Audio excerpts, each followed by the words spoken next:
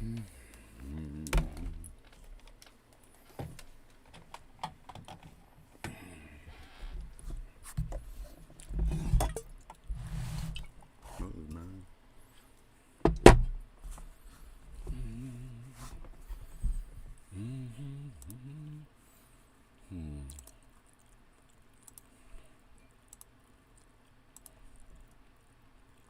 was the wrong.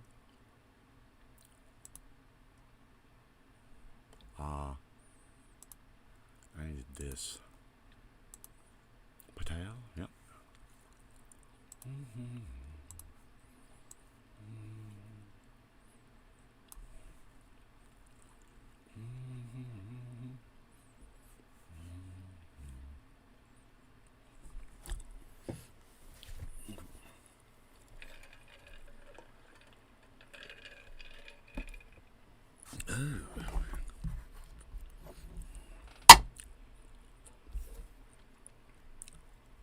Want to eat some?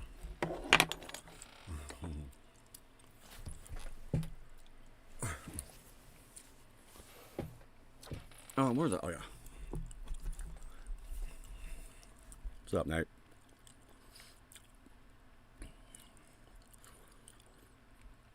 Oop, wrong one.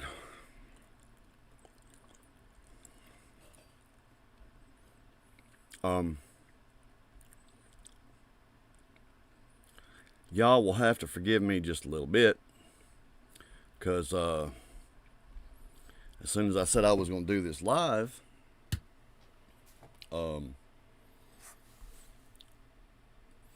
let's just say my wife has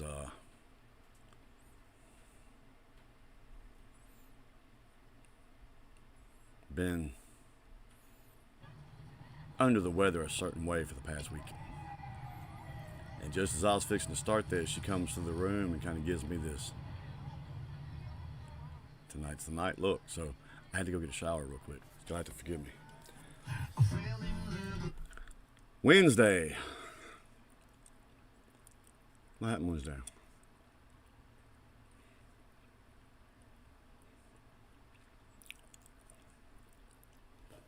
Crazy bitch, you fuck me good, she's a lunatic, but that's how I like my women. Shit, I'm trying to do too many things at once. She cleaned my truck, she stole my dog, she broke my heart, then I lost my job, and that's only the beginning. She's my future ex-wife. She's got me by my balls, she's a pain in my ass, but that's how I like my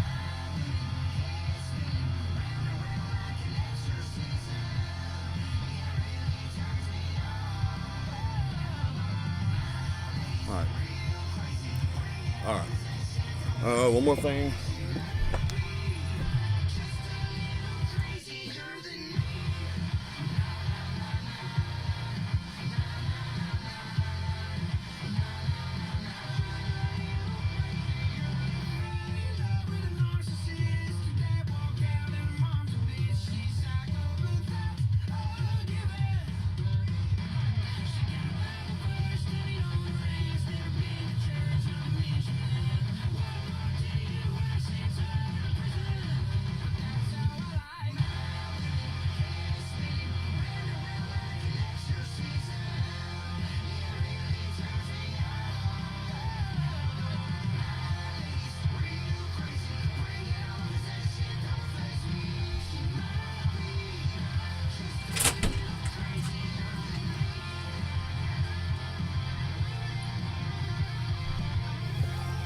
Alright.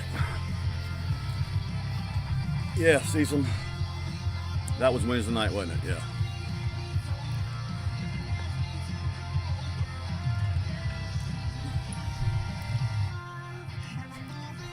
Alright. Let's get this shit rocking.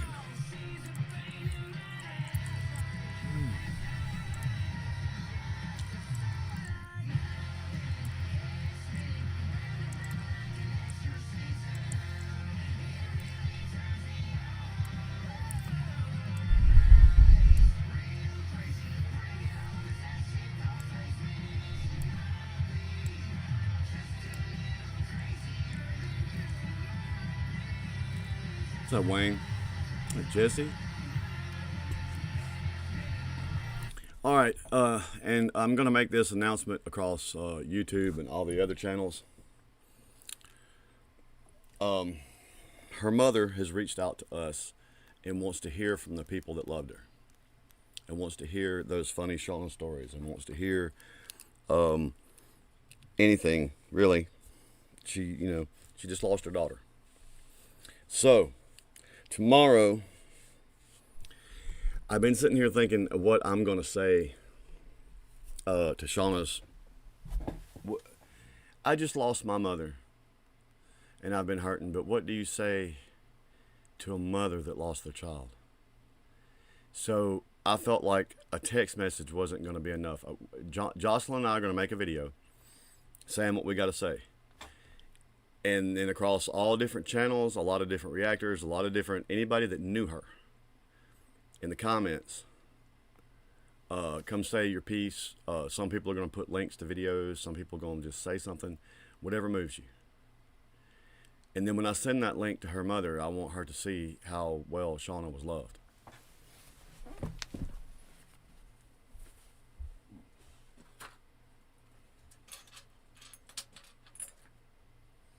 All right, what is it I'm forgetting? There's something I'm forgetting. I keep getting up and I keep, oh yeah.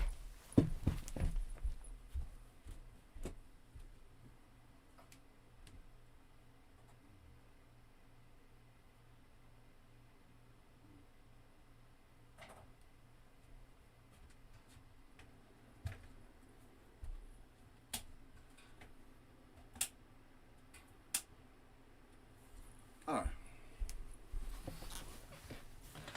That's ready. Duh. Load this bowl real quick,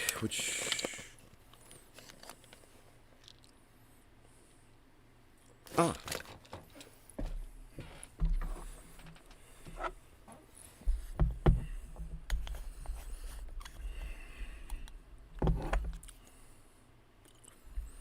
Let me clear my throat.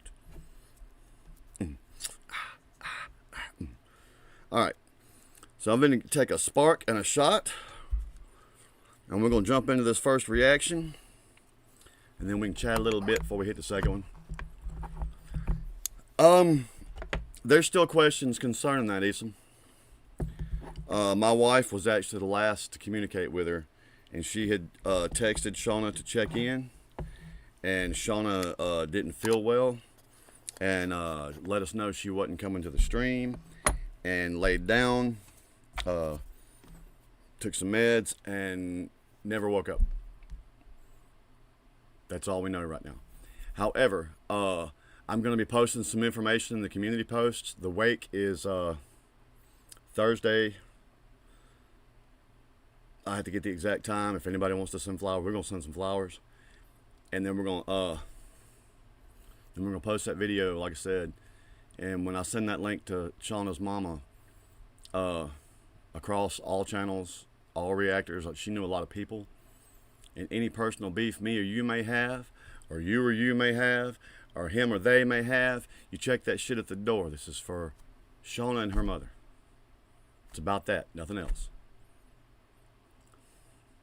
What's up, Rob? Well, we finna have some fun, dude, because I got an idea. I got a feeling this is fixing to be some rocking shit that I'm fixing to react to right here, man.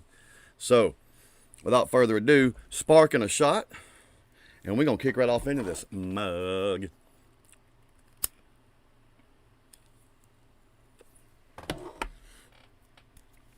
Ouch. Oh, where's my shot? Oh, I didn't pour the shot. That's okay. I'll drink it out of here. Jaeger. Just put some in this thing so I don't have to go to the freezer so many times since Jocelyn's in there. Woo! Nelly. All right.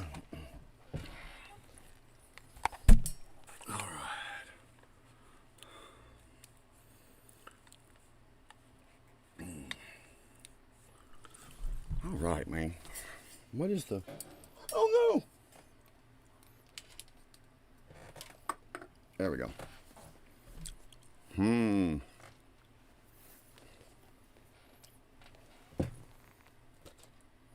any shit.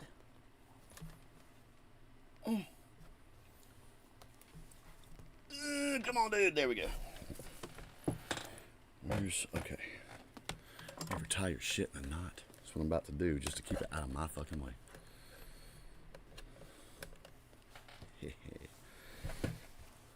Let's see.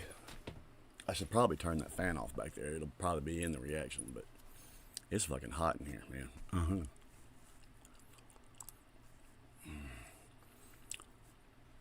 Testes, testes.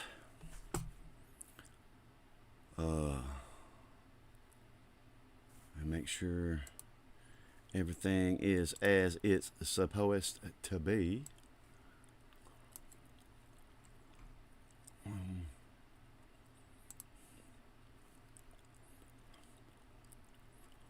Dude, why is...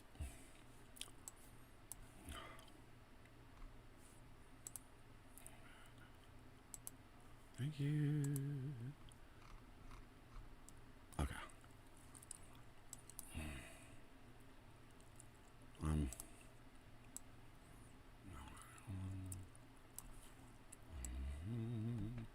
What in the piss ass hellfire happened there? Oh, there we go. Okay. Woo! Getting yours up, huh? I mean, you know.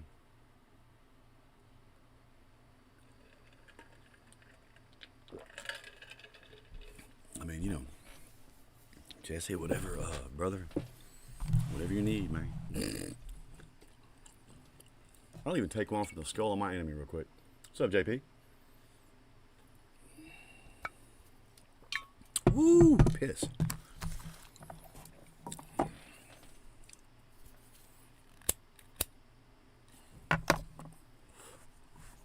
Alright. I have it on good authority that these next couple that I'm going to do are slamming. And then I've got a little something softer to do, and then something maybe a little funny to do. And I wish my freaking glasses would quit fogging up. Okay. Y'all ready? Everybody ready? Okay, we're ready. Got you. Easy. Alright. Actually, motherfuck turd, since y'all are here and all,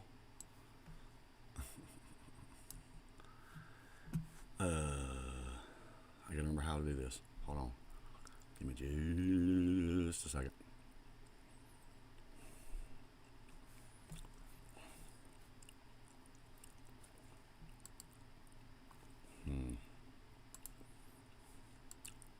No.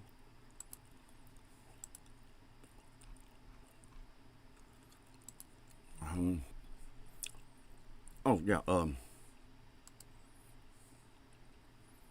have to remember.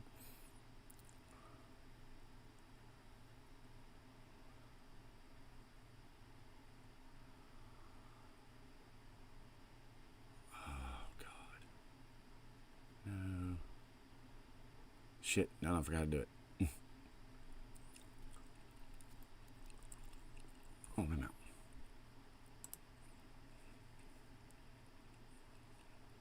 That's where I put it. But where? Oh, yeah. Starts over here.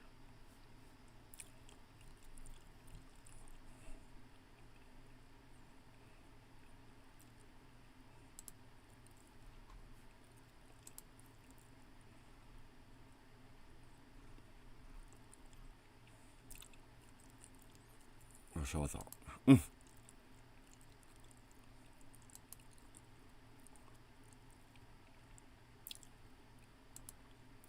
Son of a whore. Where is that piss ass shit at?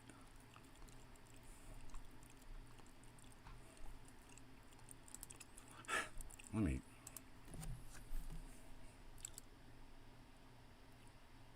There it is. It was that simple, done away. It didn't have to be that hard, man. It did not have to be that hard.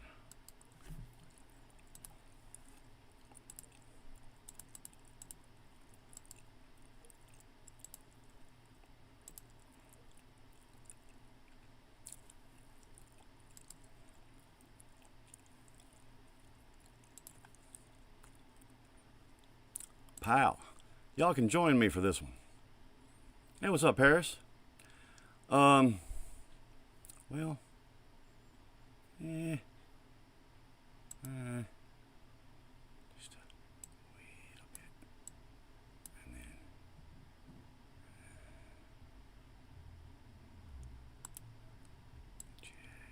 just wait a bit.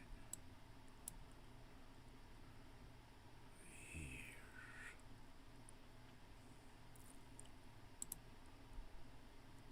There we go. Y'all can join me for this one. Let me see what y'all got to say. Hell yeah, JP, I'll take another hit before I start this, just because you said that.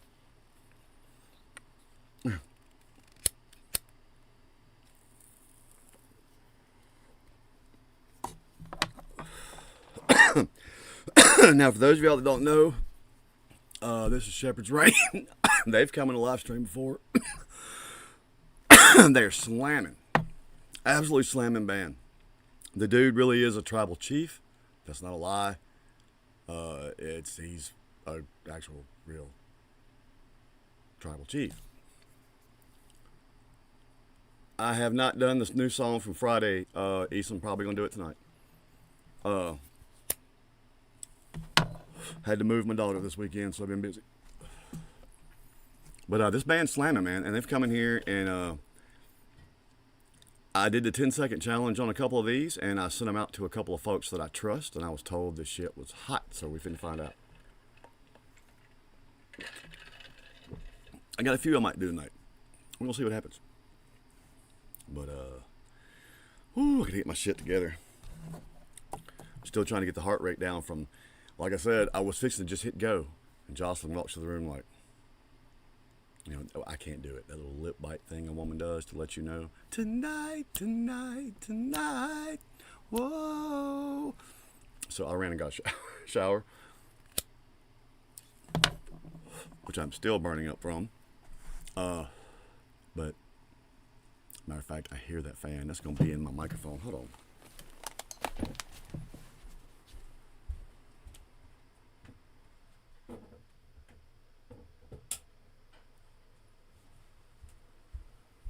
At least back it up some.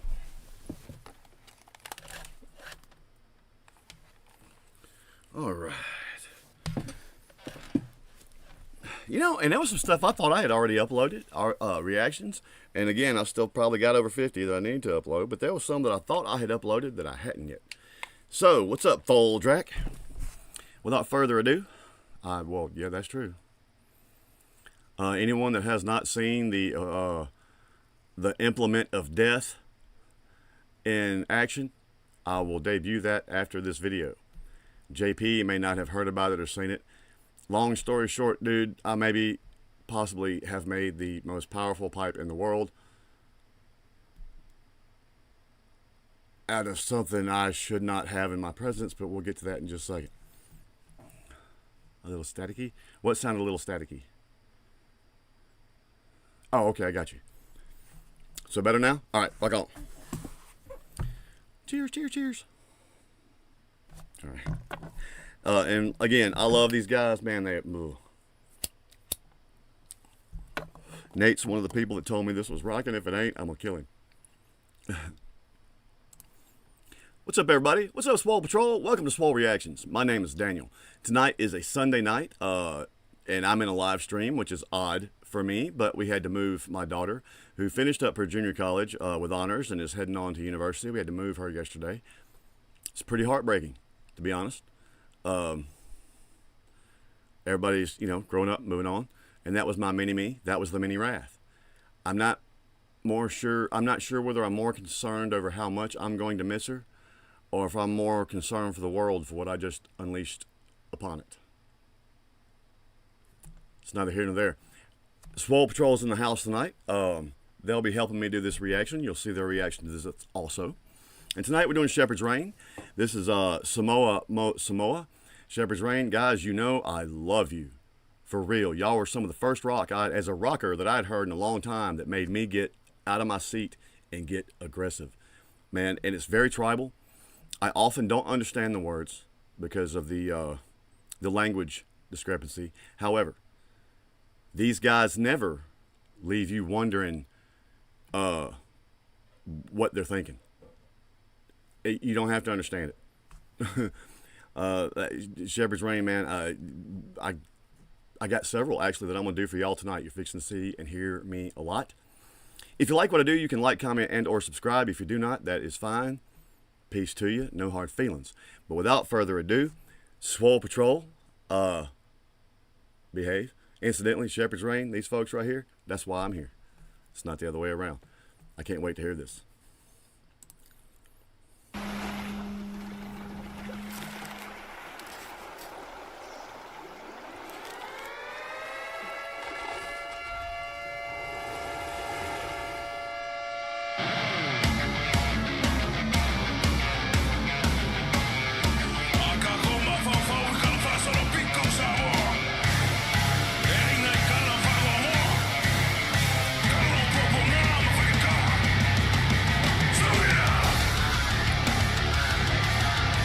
Oh, God. Hold on just a second. Let me get the sticky off of me. I'm taking that back to the fucking beginning. I don't care what y'all say. Shepherd's Rain, y'all gonna do it to me again. I feel it. I say all the time that an intro will set the... If it isn't Mr. Too Swole for Wi-Fi himself. Shepherd's Rain, y'all chill a second. Zach, the last 7 freaking live streams, dude, I've used a logo that said Too Swole for Wi-Fi. The first night I don't use it, you show up. What's up, man? Sorry. As I was saying, Shepherd's Rain, an intro sets the tone of a song, man. And that has got me, ooh. Dude, again, this is, I can already, let's carry on. This is going to get worse.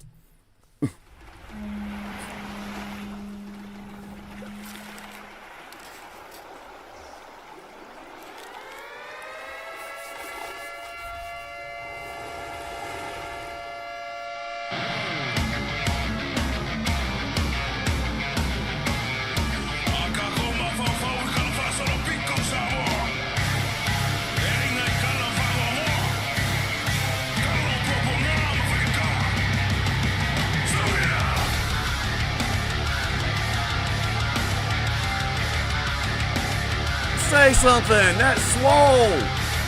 Oh.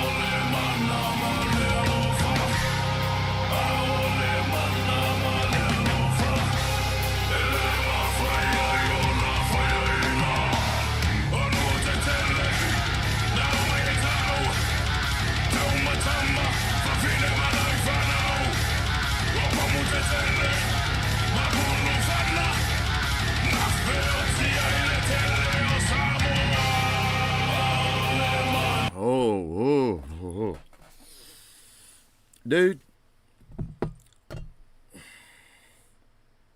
that's worthy of the skull. You know what?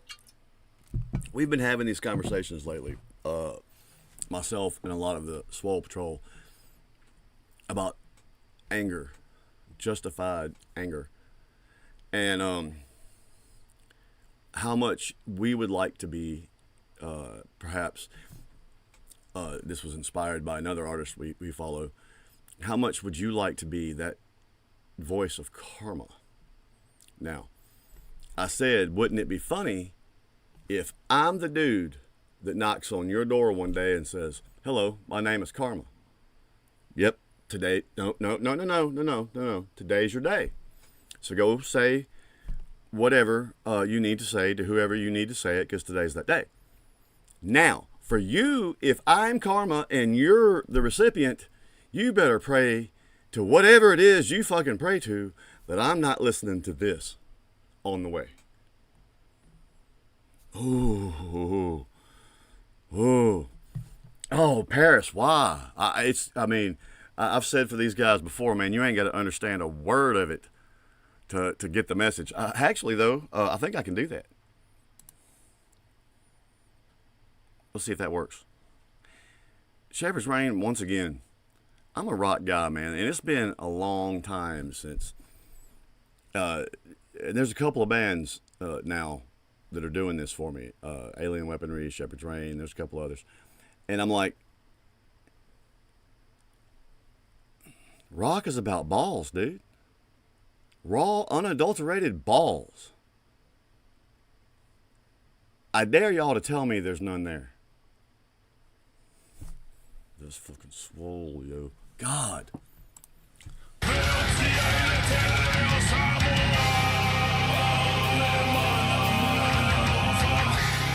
not letting me turn on the captioning for this one. Paris.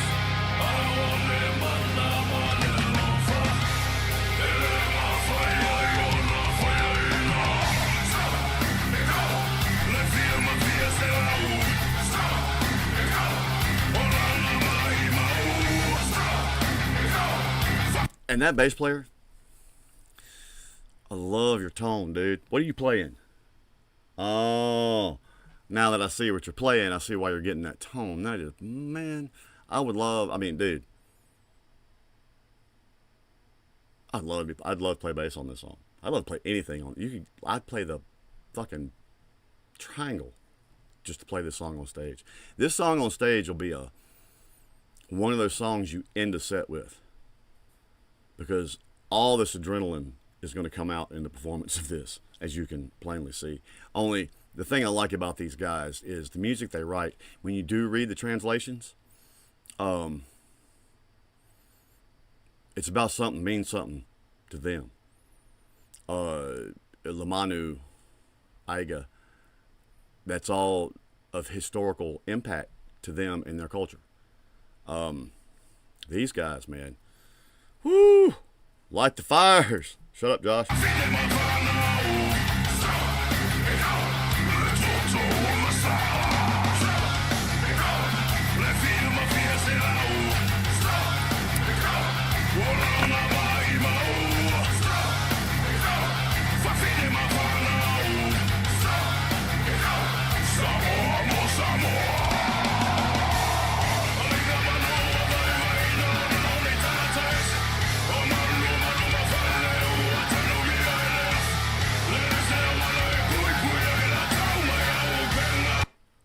Okay.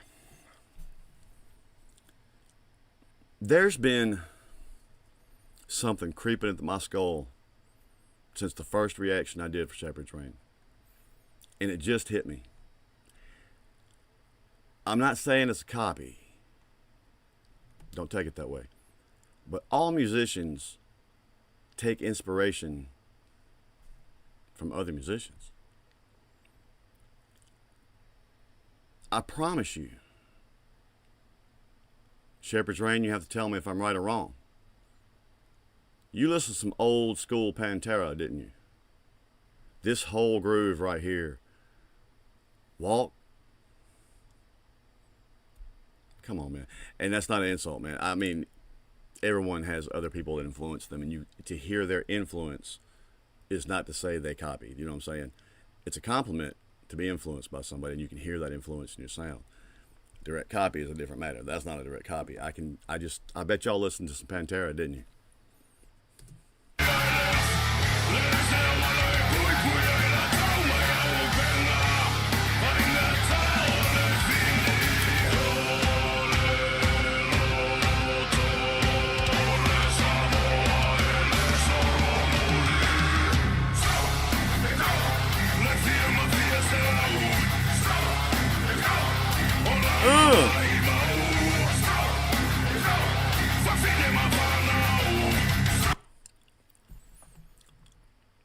If you're going to do animation in your video and you get to a part as fierce as this, you want your hero to look as equally as fierce, no? Look. I mean, I'm not the guy that's going to piss that off. He's already pissed and looks like he can handle it. You know what I'm saying? Whoa. This shit's revving me up so hard I can't even shut up for... Oh, it is a longer song. I actually have done pretty well to only be halfway through.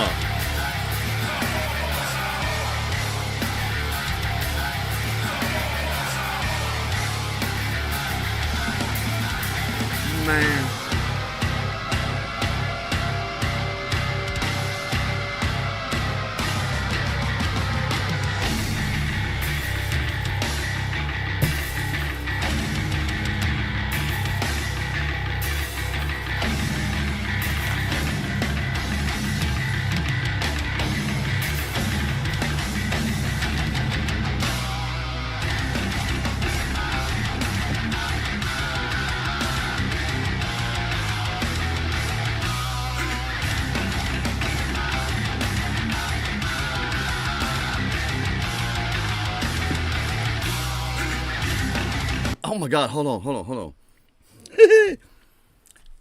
Oh, dude. That shit, when that part right there, oh, that's filthy, man. That's filthy. Primal, fucking tribal, man. Look, yeah, if I'm listening to this on my way to have words with you, I am sorry about your damn luck. What's up, Groot? What's up, Bobby? Hey, thank y'all for coming, man. This is all gonna be reactions tonight. We're gonna see what happens. I'm all in the middle of Shepherd's Reign, and this shit is rocking. Y'all, damn it. Shepherd's Reign, damn it. It's like endless. You see where I'm at, man. This is like this endless chain of aggression that is fucking just relentless. And I love it.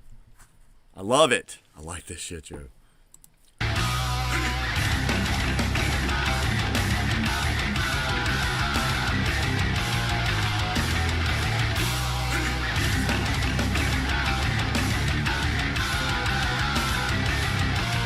The drummer, no, he's playing Tama.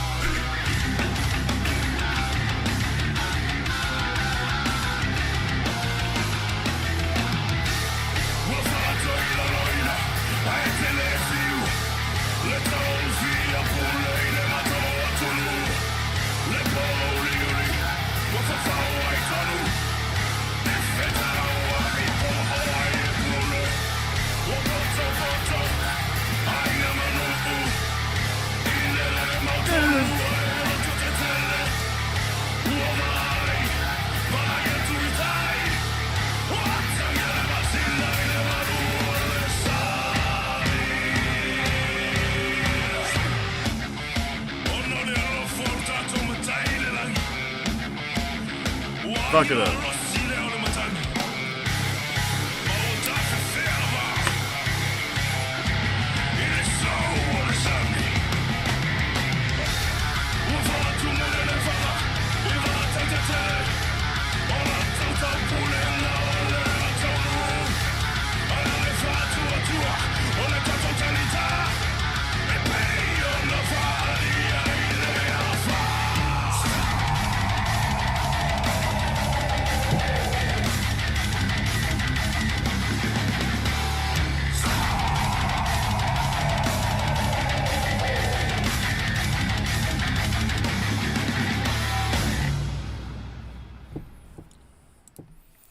Who in here think y'all that swole? I here to tell you, you ain't. What's up, Sully? You just missed that shit, dude. You're going to have to go back and watch. Don't worry. I got more from them coming tonight. Shepherd's Reign, Shepherd's Reign, Shepherd's Reign. Dude. Dudes, plural. That was swole. It doesn't matter what definition of swole you use. That was swole. What's up, Cindy? That's what I'm using this for, actually, Cindy, is decompress a bit. That shit, dude. I said it before. It's first, them and Alien Weaponry, a couple others, are the first in this genre that's made me fucking, even bands that I love, bands that I would always call swole and strong and aggressive and all this, they kind of hit this rut, man, and I keep feeling the same energy. You know what I'm saying? And all of a sudden, I'm doing this reaction channel, and we stumble across these guys, and they kick me in my rock ass, and continue to kick me in my rock ass. Dude, this is on my playlist now. Now. Shepherd's Reign, that was excellent. I cannot, man, that makes me drool to do the next one. But again, if me and you got a problem, and I'm on my way to your house and I'm listening to this,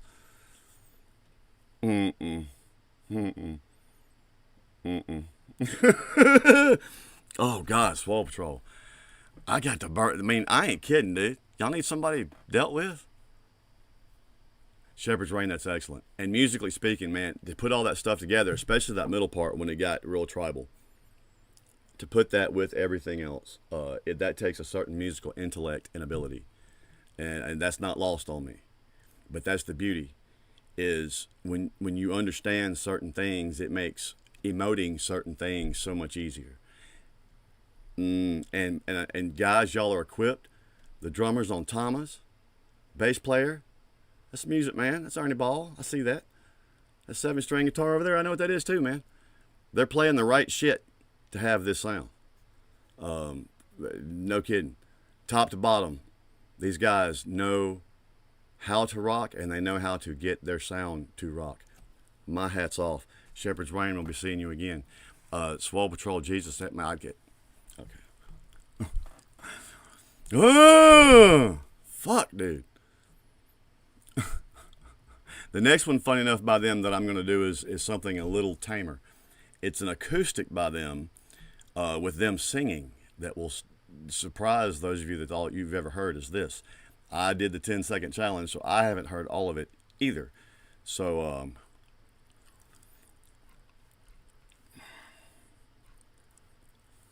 come on now.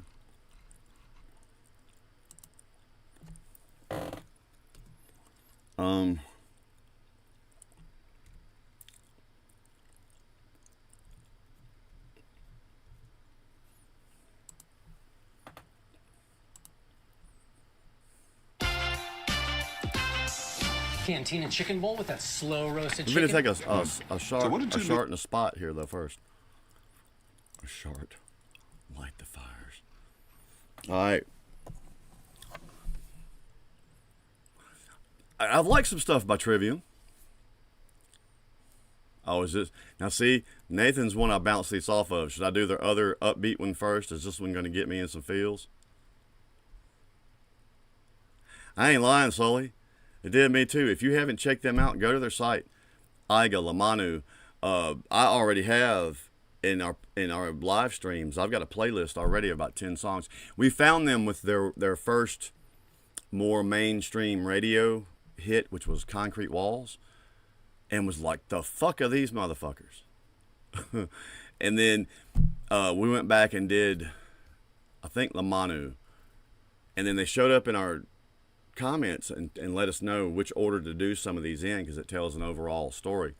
And then Iga, and you hear me play hold on.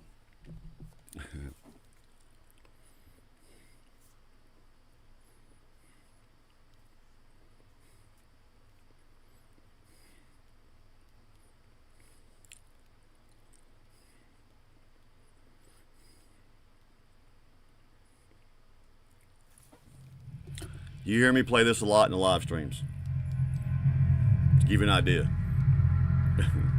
And this shit here is bad too. Matter of fact, I've been learning this one.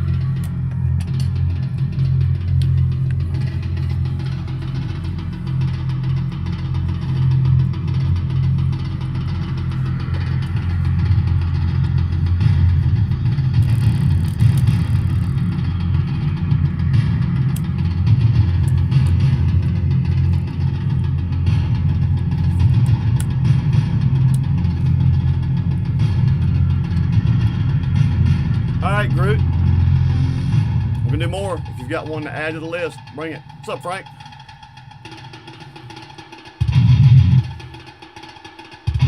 Oh, okay, Frank. Thank you. Thank you for reminding me.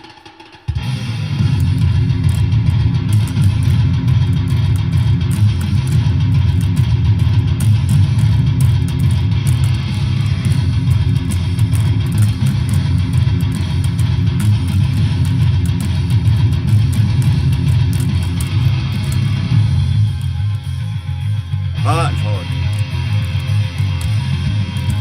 It's an awkward pattern.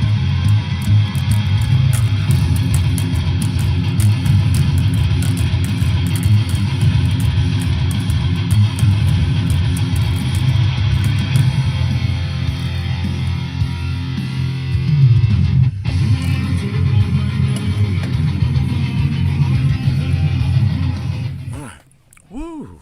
That was louder than I thought it was. Sorry, guys. Yeah, man, their shit just. Ow. Oh, Frank, you need to back up the stream and see the reaction I just did, or wait for it. The song was Mo Samoa by these guys. Dude, it was this endless flow of fucking tribal aggression, man. I mean, I am ready to go stomp a motherfucker. You hear me? These guys, While you're checking them out, dude, check out Alien Weaponry too. I promise you won't be disappointed by either one of them. By Alien Weaponry, check out Kai Tangata, then Hypocrite, then just start going down the list, bro. These guys rock. Now this one is a little bit sadder. Now, Nate, I didn't see the answer. Oh. So, all right, Nate, then what do you think we should do? You think we should do this softer one first? This is actually them singing acoustic, or go and get the other angry one out of the way. I actually was intrigued by that because I saw that label at the beginning and it said, "Please forgive us. We were in a bad, angry place when we wrote this." And as aggressive as these guys already sound, that makes me go, no, wait. Hold on, I need to... Hey, can somebody shoulder what Frank asked for? Orange Sky Dogs. Can one of y'all keep a lid on that for me for a minute while I do this so I can get back to it? I don't want to forget again. And yeah, you're right, Frank. We had some bad news the other night, man, and we couldn't. But yeah. Okay. Powerful. You mean emotionally like that? Now I'm scared of it a little bit. I'm not sure if I need to get that way. What was that other band I just found? Jocelyn liked them. It's not Ashes to Ashes. What is it? And it's not From Ashes to New. And their song was real emotional. Okay. Let me see. I'm trying to remember what the name of the other one was.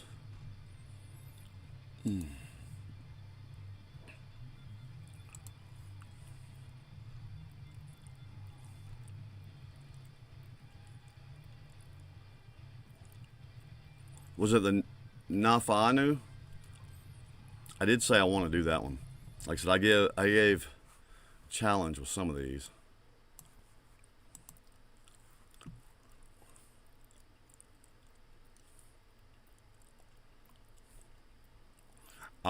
It was the Uamasa'a, right? Was that the one? Uamasa'a? I hope I'm even saying that right. I'm going to tell you what, too. The Shepherd's Reign and Alien Weaponry fans, Samoan and Maori, they are really cool with me because I usually look it up and try to say things right, and they're usually really cool with me about, hey, you're doing a fairly good job, man. You know?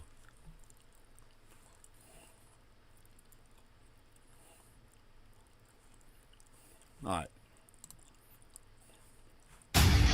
Peacemaker killed my son. My priority.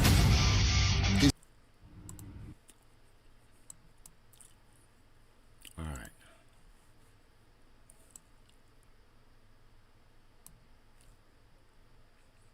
Is it? We'll get to that one too. Who asked for that one? And then Frank's got Orange Sky and Dogs. And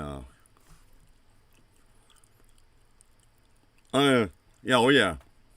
Oh, Last Ashes. Yeah, that was a cool song. It made me want to check out some more of them. And of course, we discovered Humankind. There's another, that shit wound up rocking. We discovered that in the middle of the live stream. It just popped up in my feed. Actually, before it was the Apex Arising, and I've actually reached out to those guys, and that was their first drop. They had like one sub. Literally, that was their padal. And it happened to pop up in my feed, and we heard it in here. I'm gonna go back and do a review of it because I really liked it, and I've talked to that dude, and he commented on it because I told him like our live stream was rocking on it. So, good beans, dude. So, here we go. Oh yeah. Are y'all seeing that right, or is it backwards? Okay, y'all. All right. Y'all, getting our screen back right has been weird. I got this straight, the comment straight, and for some reason, got no idea why, the video is backwards. I come in here tonight, the chat, when I'm doing my test, the chat is right, the video is right, we are right, yet the writing on my shit was backwards. That's why I took off anything with writing. I couldn't handle it.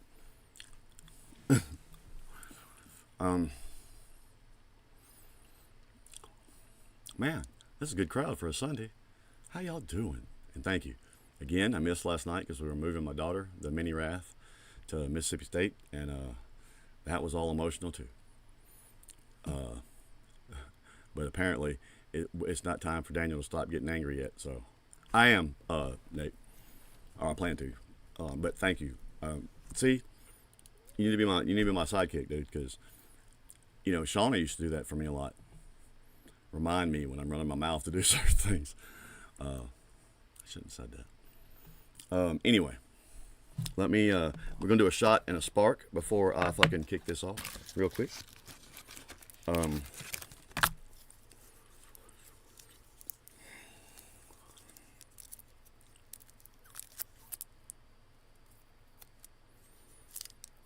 And for the record, y'all, those that haven't heard and seen in the Discord, because I haven't made the post yet on YouTube, her mother is asked to hear from her friends and hear about their good times. So Jocelyn and I are going to do a video expressing ourselves to her mother because we thought a text message wasn't enough. And we're going to post that video and hit the link across many different channels and platforms, because Shauna knew a lot of people at different reaction channels, a lot of different places, and everybody can come to that video. I don't care who you are, if you knew Shauna, and say something about her. So when I send her the link and she clicks on it, I want her to see a explosion of people that loves her daughter. So, there's that.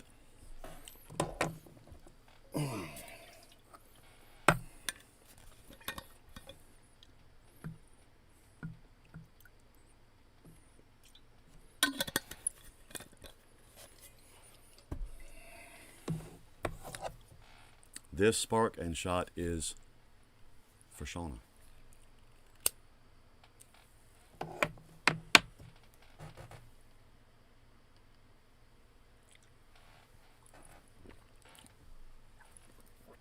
Ooh. Now, for the love of God and the safety of our own body, can we get back to listening to some angry music?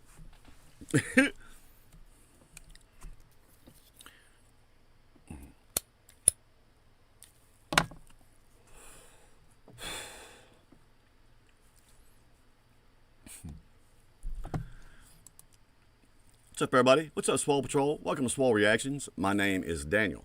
We are in the live stream tonight, as you can see. There's the peeps. They are why I do this. They are why I show up. It's not the other way around. We just got finished listening to some Shepherd's Rain that's got us about as bowed up as it gets. So this is Ua Masa'a. I hope I'm saying that right.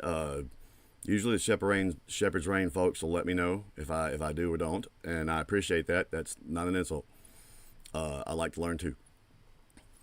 But Shepherd's Rain, we just got finished doing one for you in this live stream, the Samoa, and we are freaking a little angry. Considering some of the things that's gone on in my life lately, I'm not sure I need to get angrier. But I cannot wait to hear this, considering what I just heard. If you like what I do, you can like, comment, and or subscribe. And if you don't, you can walk out the door. No hard feelings. We love you too.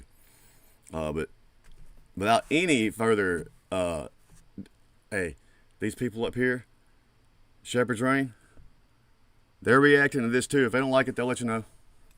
Whether I do or don't. Well, I will. But so far, you haven't let me down that way, so there it is. What's up, KV? What's up? My warrior, you're perfect. It's time. All right.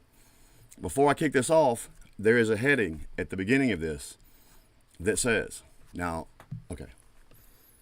Before we commence with our song, we apologize to all our listeners, notably the people of our country, because of the language you're about to hear. This song was written at a time of anger, a time of heartache, those murdered by their own spouses. This is why we ask that you forgive us, your children. Now, again, the song we just listened to was angry. For a guy named Wrath, I know if I apologize to you for what you're about to see, that carries weight. We will bear that in mind, Shepherd Train. And you know what? Sometimes, if you want me to be honest, you don't have to apologize for being angry about a righteous situation. I mean, you know what I'm saying? You can't. There's some things. I know the world today tries to want us to be peaceful, want us to be all this, but there are some things that are worth getting angry about. And when those things are worth getting angry about, they're worth saying. And there's nothing wrong with that. So you don't have to worry about that here.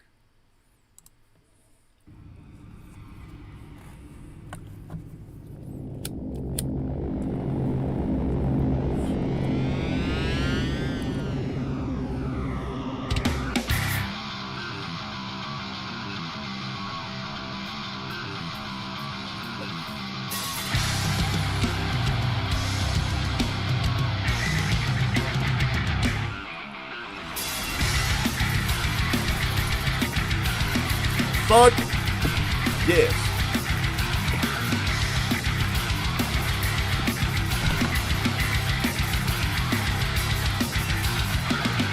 Look, I say it again about the intros, they set the tone. If the other song was this endless string of aggression, this was that ballsy rock riff that sets a tone, but also gives you that rhythmic drive, man. I bet you, if they've played this live, people that had never heard this right there drop their head, right there. I've always said that I like when a rock band can give the crowd something to just drop their head and groove on for a minute, just rock. They did it from the get-go. That's sick.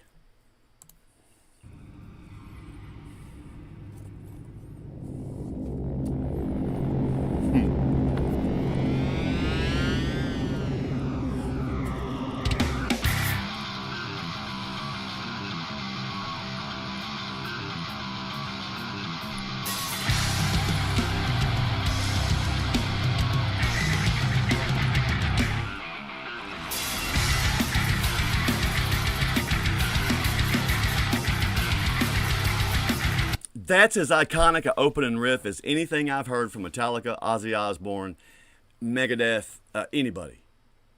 That's on par, man. I mean, who's not dropping their shit right there? Now, don't get me wrong, man. Those are some iconic bands. I get that. Legendary. But this has that same... You know what I'm saying? There's a... about it that reaches out and grabs you. These guys keep going like they're going, their name will be in that conversation one day. But this has that kind of fucking, it has some of that too. I thought, Laura, the last one, I heard a lot of Pantera, but I hear that. I hear that kind of riff. The sound, I 100% agree. That kind of riff to me has there's certain ones like even on Shinedown, it's just this opening ballsy riff that just goes, you know, motherfucker, you're coming with me for the next 3 minutes and 47 seconds. And that's all there is to that. All that. Oh, for sure. I hear it. Which was actually one of my more favorite songs by them, Laura. A lot of people don't like that album. They thought that's where Nickelback took their dive. That's to me where they woke up. That whole album. The whole album.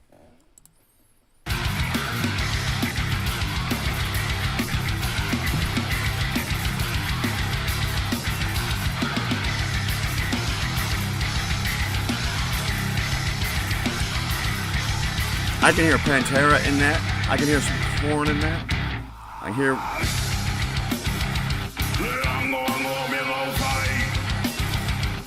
It's kind of disturbing.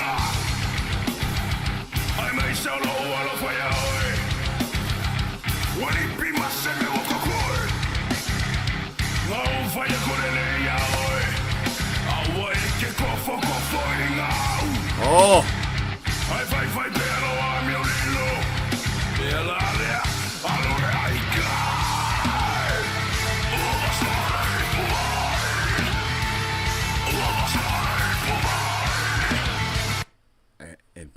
there's a little smattering of some Sepultura, perhaps. Sepultura, man. Look, this is not as relentless of a drive as the last one, but this is almost worse. The other one's driving me to wanton violence. This one is pushing me to, it's pushing me toward it, but it's giving me that extra split second to think about it. Like, oh no, just punching him is not enough. I gotta reach inside his mouth and grab his jaws and rip his head to pieces.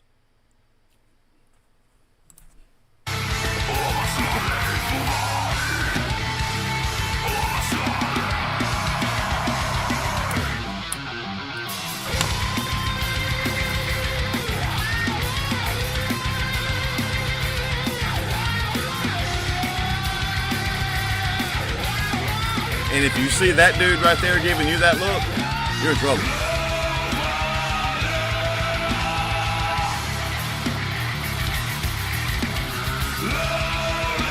See, there's some more Pantera. That feels walkish to me.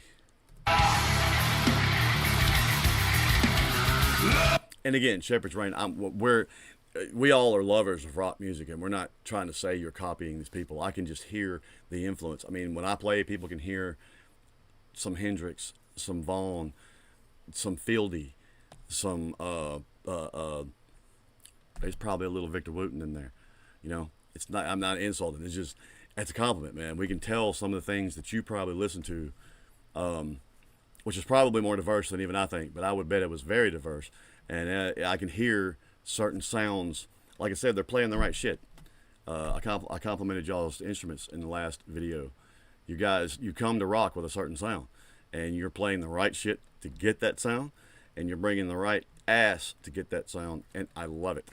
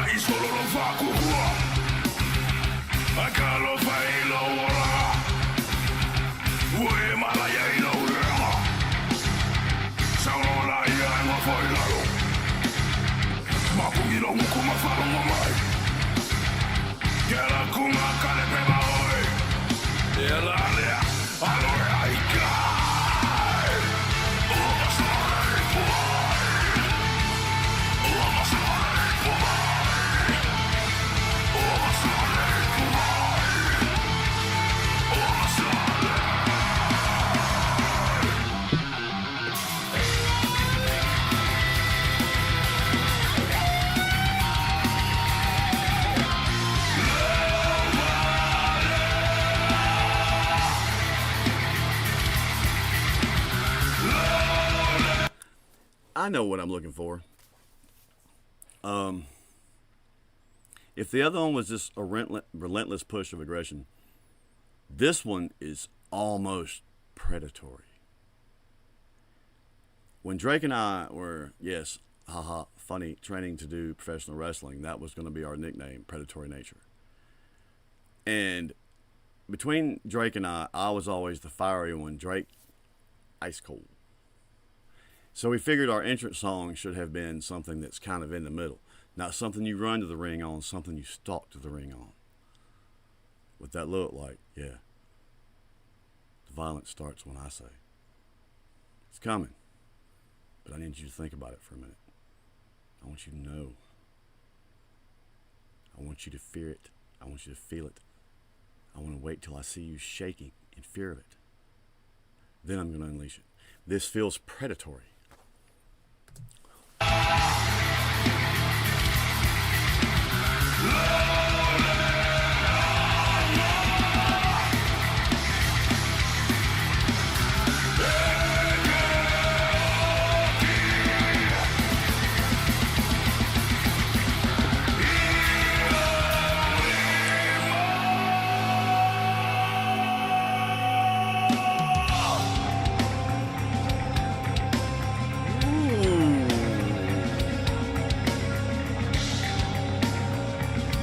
Way to take that to a simmer.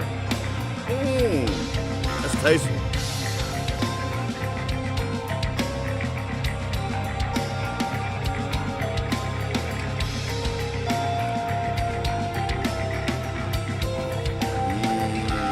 I love that mood change right there, man. Now see, that hit me like some Tool. Be in the middle of just rocking the fuck out and playing the same riff, but just simmering on it. Just simmering on it.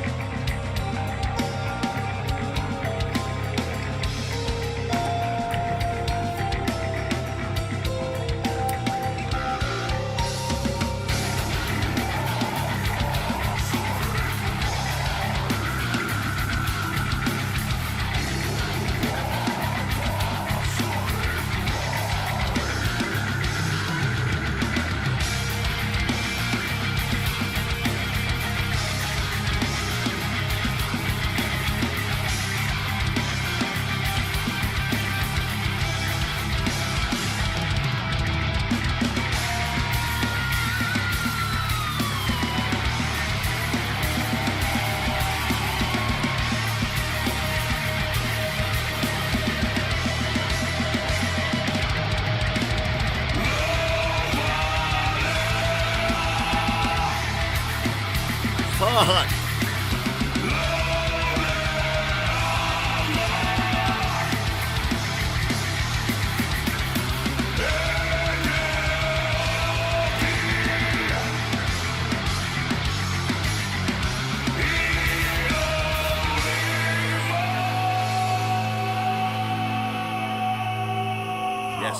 Yes. Is Tholdrak still in the room? I bet he's not. But I was going to make a joke. I say reunite all the bloodline. Roman Reigns, Solo Sikoa, all them fuckers. Yay. Let them walk in. Y'all. It's fitting that I found reason to call that predatory, because I remembered the heading at the beginning about it's almost like forgive us. We were in a bad place and angry about a certain thing, and we wrote this then. Shepherd's Reign, there's no reason for apology here. Based off of your heading earlier and what it said, it sounds like something you'd be angry about. And this isn't like the other one we just did where it's this pure, just unending drive of aggression. This is one of those times where your anger and brutality is about to be justified and you know it. And a little piece of you wants them to know it too. Yeah. There's nothing wrong with that, man. Some people, look, it's just a reality of life. There are people on this world that got that coming. There ain't no sense in hiding it. There ain't no sense in believing different. Are we human beings? Yes. Are we supposed to be more civilized? Yes. But the reality is there's some motherfuckers out there that deserve that kind of anger. And whereas society tries to tell you, or I hate to say it, religion or any source tries to tell you to turn the other cheek. Of course, when it comes to religion, it does say there's a time for everything, even wrath. When there's, oh yeah, don't if them I hate to say it, man, if them fuckers got it coming, don't apologize for that. I feel that anger with you. That song there, man. That's a mentality I would have. These folks have heard me say many times. There's an aggression that I get that's not white hot. It's this slow burn where I'm like, oh no, man, death is too easy. I know a bunch of things worse than that, and I'm going to make a career out of teaching them to you. That's a different kind of anger. That's not just blunt force trauma anger. That's somewhere deep in the soul that something has changed in you that will never change back. Anger. musically speaking, man, the changes in that last couple of sections rhythmically were crazy. And again, somebody that doesn't know what the hell they're doing puts that together, and it sounds like anything other than a train wreck. You're playing the right shit. Drummers out there, take note. Tama, hydraulic heads. Bass guitar, Ernie Ball. If you're trying to create a certain, I'm not saying you can't get it with other instruments. There's too many effects processors and all that other kind of shit these days. I get it. But certain guitars sound a certain way and certain basses sound a certain way. And when you're trying to get a certain sound, having the right shit makes it a lot easier. They're playing on the right shit. These guys think about what they do, and they work on what they do. And that meets talent, and all that work then meets passion. And that's a recipe for success, ladies and gentlemen. Shepherd's Reign, that's a recipe for success. I applaud y'all. Everything I've done several reactions for y'all now and haven't disliked a single thing, man. And don't apologize about being angry about something that's worth being angry about. Peace. Look, Soul Patrol, y'all go check out more of their stuff. These guys are awesome. Shepherd's Reign, y'all are awesome folks. I love your music, and we'll see you next time. And I tried to tell Nate the other day, we might need to put the brakes on the angry music for the next reaction. I might need a... Before Jocelyn's in here yelling, why are you breaking the chair? What did it do to you? It's there, motherfucker. And I'm going to break it because I want to. Damn. I love those guys. And Alien Weaponry, they're Maori, and this is going to sound so cheese, but when I went to Hawaii, we had to go to the IMAX and watch this brilliant done documentary about the colonization. Stupid Dunaway. Colonization of the Polynesian islands, and Samoa, even New Zealand, Hawaii, all those islands, and it started with one island. And there came a time, they were becoming populated to a degree, and somebody had to go somewhere. So a bunch of them pushed out on boats, not knowing where in the fuck they were going. Found the next island. So that filled it, and on they moved. But they're warrior cultures, all of them. That dude that was preparing, no, you don't want to fuck with. I fear no man, but I'm not finna go kick sand at that one. Just because I'm not afraid to take an ass whooping doesn't mean I necessarily want to take one today. They're a warrior race, and when I was in Hawaii, this one guy, he was doing this tour boat thing with us, and he was talking about their relationship with the ocean, and because they live on these islands, a lot of their food comes from fishing, a lot of their tools come from bones, a lot of this stuff, and their balance is stupid. He told us, y'all can't, do what y'all want. Y'all not gonna knock me off his boat. And we had that motherfucker doing this shit. And he's like on one leg. It's because he does that shit every day of his life. That's his life. That kind of survival. They're tough people, man. They're tough people. And again, that thing that he carries in all those videos, that's not a prop. He is a legit tribal chief. That is his badge of office, so to speak. Yeah, I'm not fucking with him. I'm gonna be that little dude in Friday. When I see him start punching somebody, I'm gonna get behind him like, I'm with this motherfucker. And the thing about their people that I really appreciate, it doesn't matter if they grow up to be a doctor, accountant, computer programmer, engineer, janitor. That warrior mentality and warrior culture is still in them. You know what I mean? That's just what they are. For a dude that thinks like me, I respect the shit out of that, man. I respect the shit out of that. All right. So, now, Frank, were you wanting the one you were asking for? That's right, Groot. That is absolutely right. And I've had people on a Facebook post threaten me. You piece of shit, blah, blah, blah. I'd stomp your ass. And I'm like, dude, you don't know me. I know me. I might be the dude that just catches you in a supermarket somewhere one day with some chloroform. And you wake up chained to the wall with about 300 blades already sticking out of you. And me strapping a fucking 18-inch fucking machete like a strap-on that I'm finna fuck you with. You don't know. You don't know. I know. And people like us, Groot, we're the ones you really don't want to mess with. Because, I don't even get bothered by certain BS anymore. That ain't even worth my anger. Now, you get something worth my anger, dude, there's nowhere, like, if you threaten my family or something, me, you call me a puss all you want. I'll laugh about that shit. Yeah, you're right, man. I'm old, got bad knees. But if I have certain buttons pushed, you're absolutely right, I can get ugly. And you absolutely have no idea what I'm capable of. You think you do. But you do not. And that's my problem with all this internet keyboard warrior shit. If any of y'all are guilty of that, shame on you.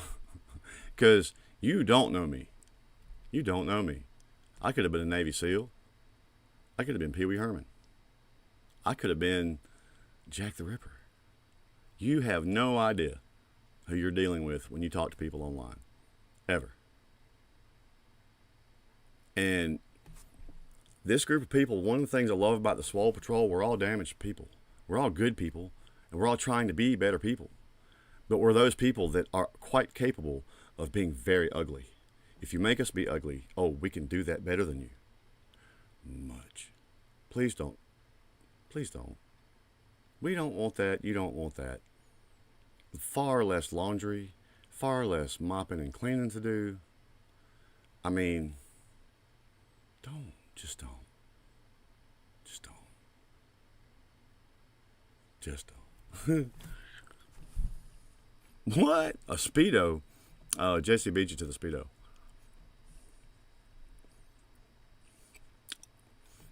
Right, Frank? I know people like that. There's a person I've called friend in my life, still call friend. And he's one of those people. He's great to have in your corner. Matter of fact, this live stream kind of began out of a joke of a video about him and this guy. And that's the only thing, though, is he's one of those people that it's tough to be in his presence. Because at any moment, something might flip that switch. And for a minute, he's not going to remember who you are, that you're his, you know what I'm saying? He walks with that energy. I love that dude. And I call him a friend, and I would do anything for him. And he has offered to come to my aid and my little sister's aid before. And he's definitely one of those people you want at your back. But there are switches, you know what I mean? And you just don't know if he's going to be the dude, or you're going to be the dude that, for whatever reason, flips it. Now, see, Tholadrak, you pussy bitch, I was looking for you earlier. I think it's in a reaction, though.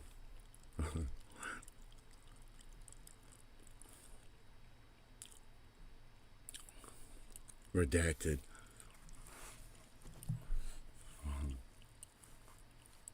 Am I your sister?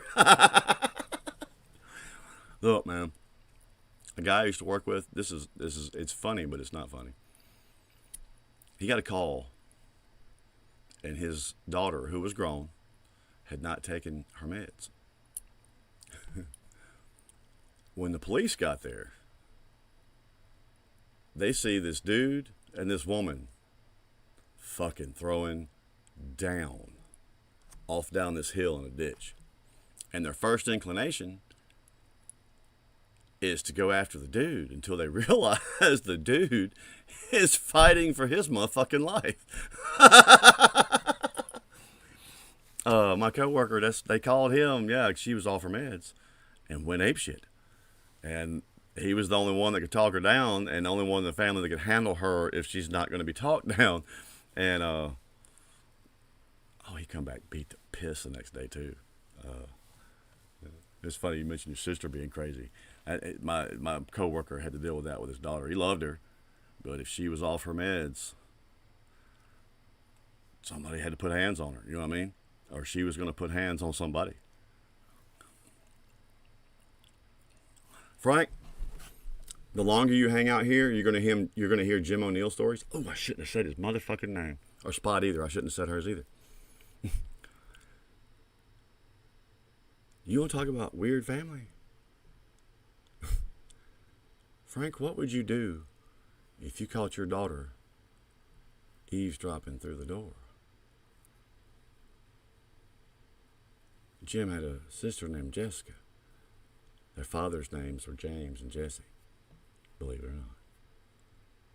You know what she did? She pulled a .38 out of a drawer and shot her through the door. Don't get me started on those stories. Those two, that whole family, both of them. I could tell you all crazy stories for the rest of the night just on them.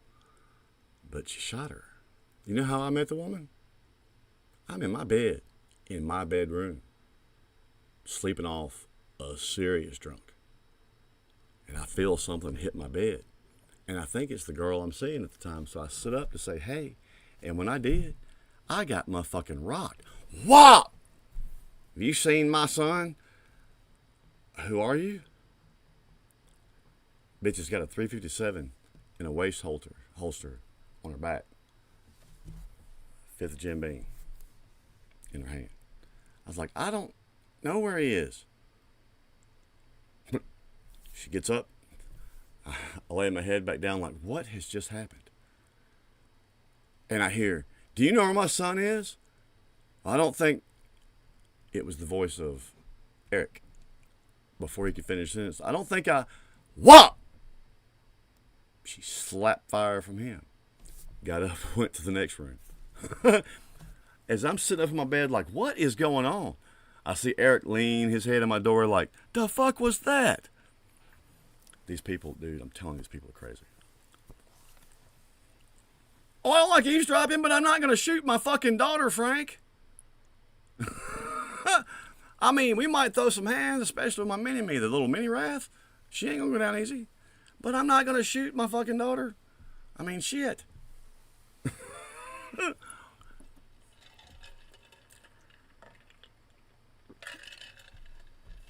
Oh.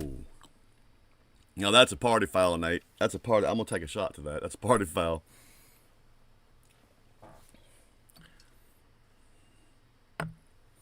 Funny enough, all jokes aside, that's one of those people that really had a thing for a certain person.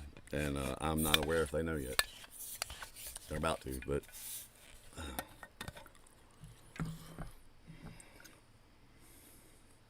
How do you drop that in a room full of people and act like it meant nothing? You weren't there, but those that were remember. It was like I said, the sky is blue. Y'all want to go fly some kites, man? The wind is out. Should catch a good breeze. I mean, it was just that out there, like. And everybody, whoa, back up. What'd you just say?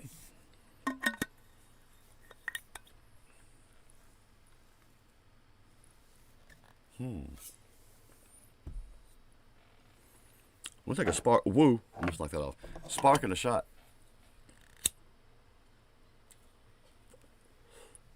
You know, I miss Frank's.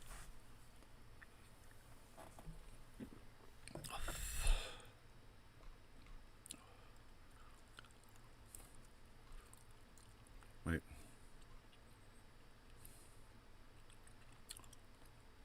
So you stips naked? Nice.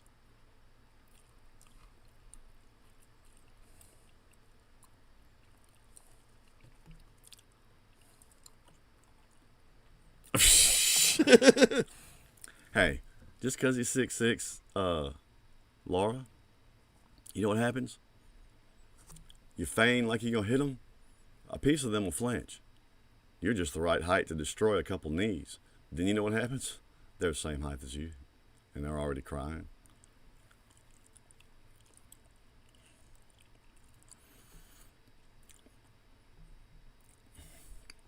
Laura, the guy that was teaching my daughter, y'all have heard me talk about it many times, Weaver. I went to him once. And something, you know, the pressure cooker that I came out of,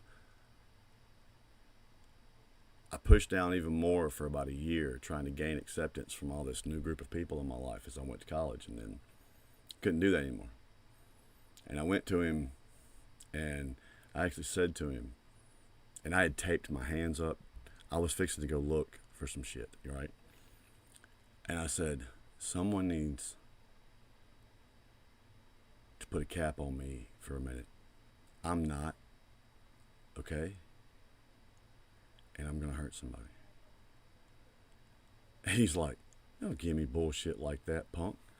He thinks at first he thinks I'm just a freshman trying to act tough in front of an upperclassman. And then he witnessed the first of what came to be many outbursts of all of this shit after years and years of this shit, all this shit that was pouring out of me. And he did pull me aside and gave a shit. Gave a shit. Sincerely gave a shit. That's why I was so happy to hear that he was teaching my daughters, and why I have so much respect for him. I know, I've seen him at not his best either, but he cares. And he's a good educator, and I know that not just my daughters, but everybody that walks through his classroom, because I know the human being, although maybe not perfect, like none of us are, he gives a shit. He gives a shit.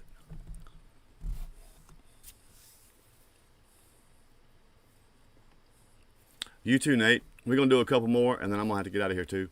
I didn't mean to stay all night tonight, but I'm enjoying y'all. I didn't get to see y'all last night.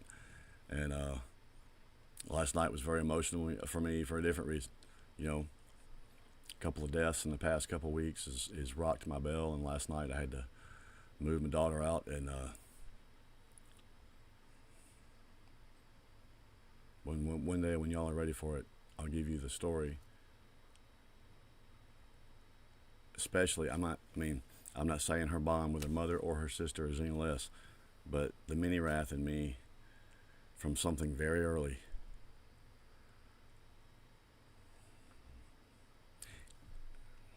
It's hard for me right now, knowing that she's not right there. It's really hard.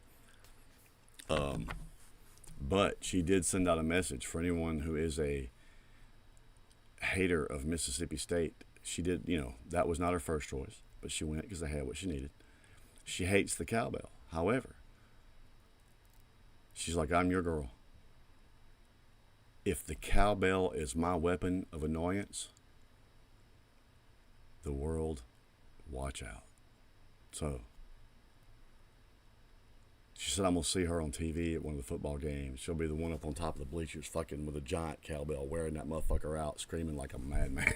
I expect no less. I expect no less from my daughter.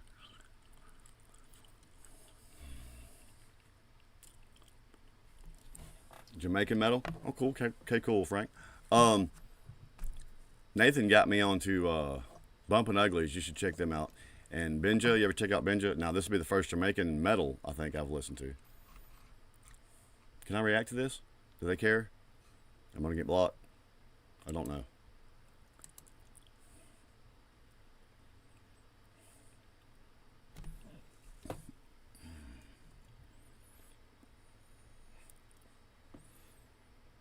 Something orange. I forgot it. Goddamn.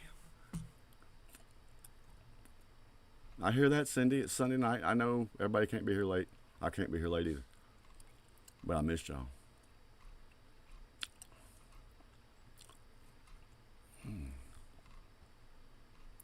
Do. Ooh. Fuck.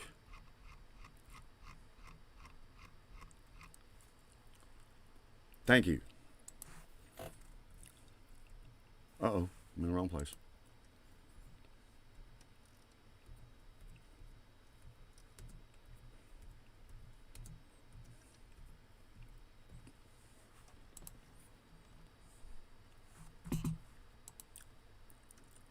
Come back and move forward with Purdue Global at purdueglobal.edu.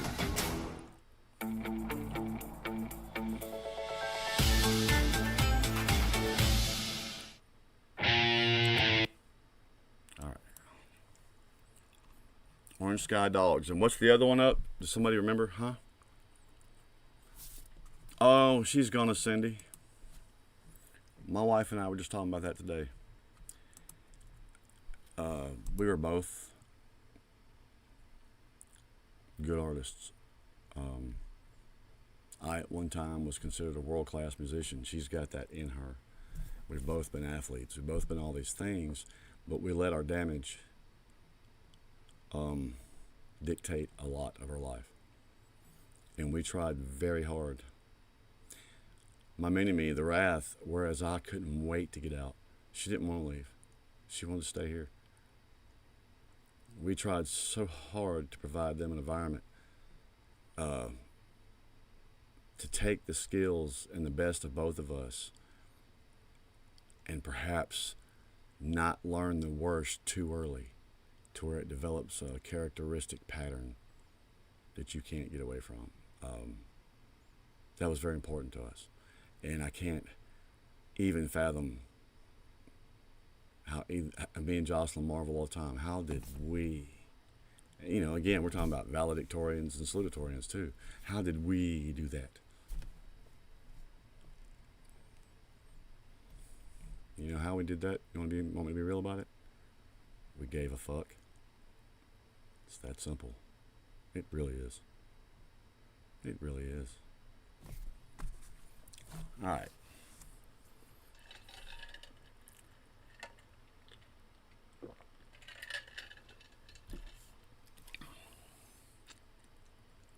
Ooh. Oh shit, I need. Ouch! Where in the... Here I go hiding shit from myself again. Really?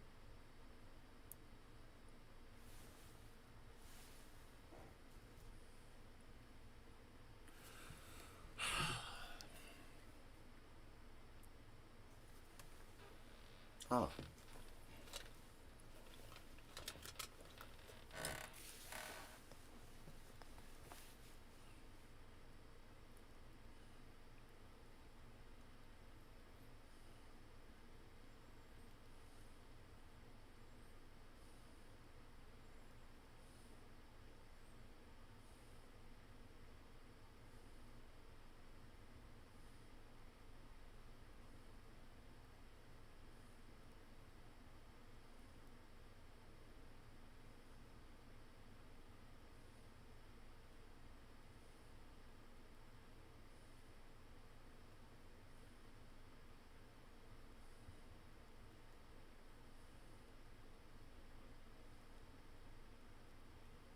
Sorry. That was important.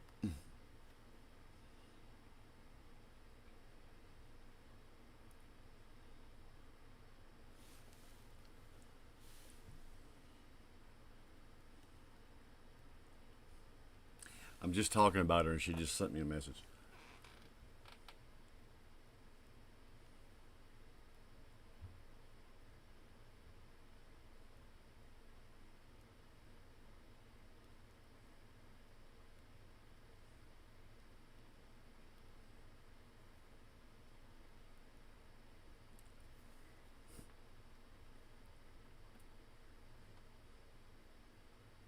They are so unprepared for that girl. They have no fucking idea.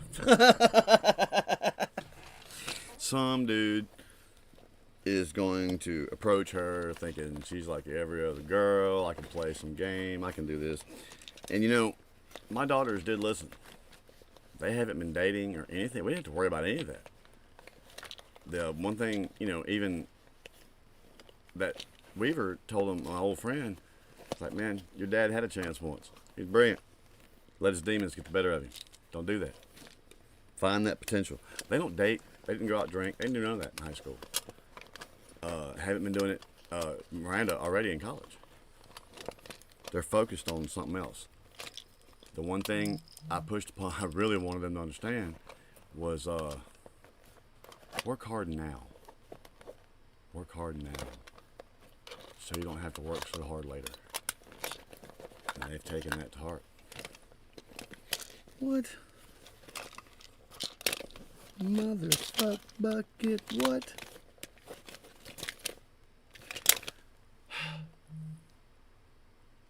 Y'all gonna have to forgive me just for a split second. I gotta do something. I will give y'all some tunes real quick and then we'll do the next reaction. Because I gotta find something. It's importante.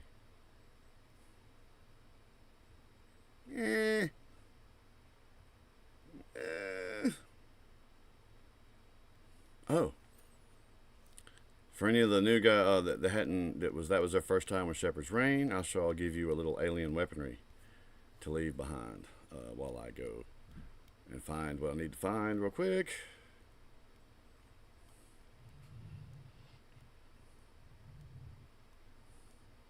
And you're welcome.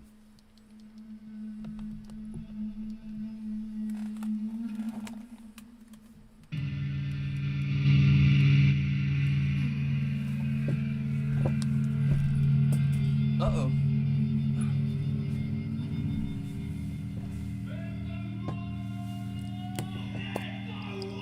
That's not it.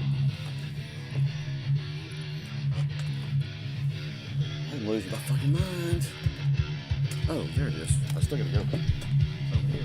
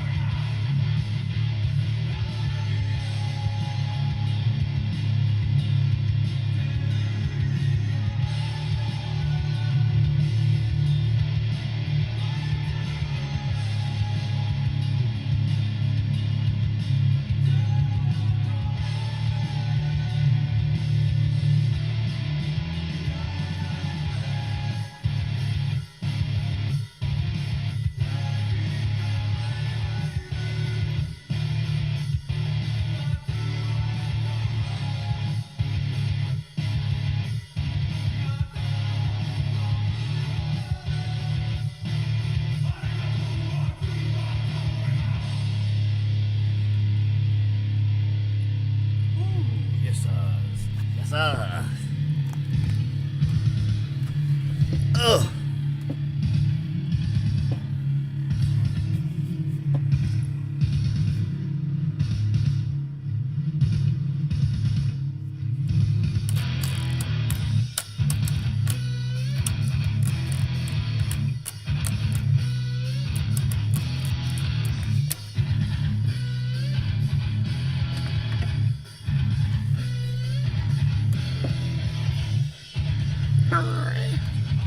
Bowl, shot, Yes.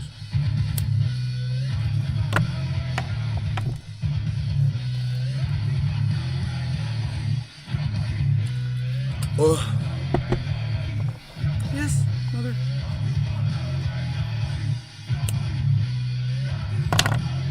All right.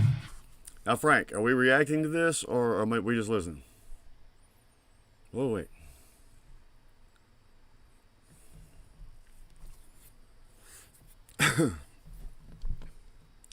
I wish I'd listened, Cindy. I had a lot of shit to get off me. I didn't really, and by the time Jocelyn met me, I'd already decided I wasn't that guy that was going to live long enough for any of that shit. So I wasn't actively putting the gun in my head, but I knew the lifestyle I was living was going to get me, and I was just going to ride it till it got me. What nothing else to do.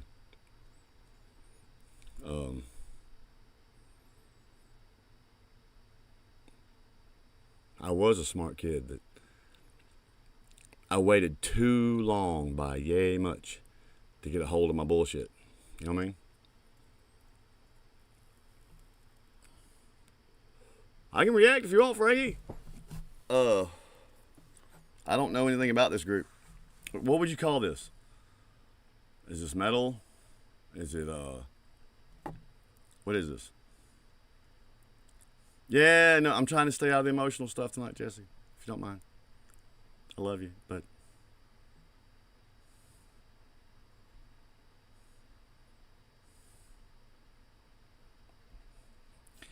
you know, Cindy, they ask you at times, people will ask you, you know, if you could go back and change anything in your life, would you? And I think of some of the idiot mistakes, as smart as I was, as capable as I was, as brilliant as I was at certain things. And I'm 51 years old, and you know what I'm saying? I'm the perfect example for those girls. Don't be me. But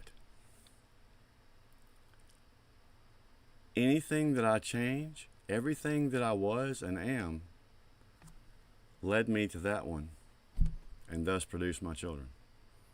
So I don't think I'd go back and change anything. I'd be too afraid it would change that. You know what I mean? But you're fixing to see some things out of this channel that's going to be a little different. My mother, when she passed, you know, she hated a procrastinator, man. If she said, hey, I need to defrost the refrigerator, yeah, that meant right now. Right now.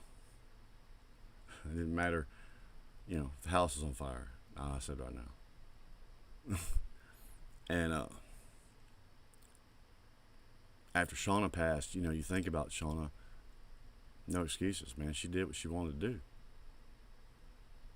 I got no excuses left anymore. If I want to be a musician again, and I've used even this place, there's a certain thing I get from trying to be entertaining to y'all that I get that kind of fixates the need for me to share that kind of stuff. But I need to make music. And Figna.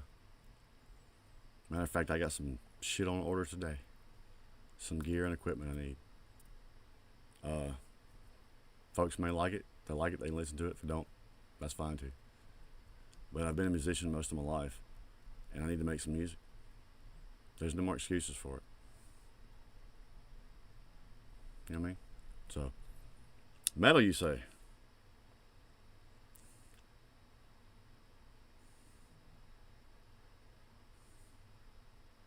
I don't know.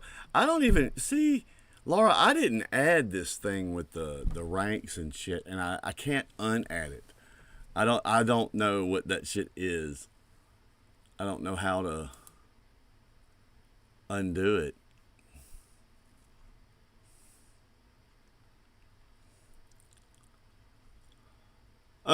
It's actually got red at the bottom. The very last one. That's funny. Out of everybody that came in here tonight.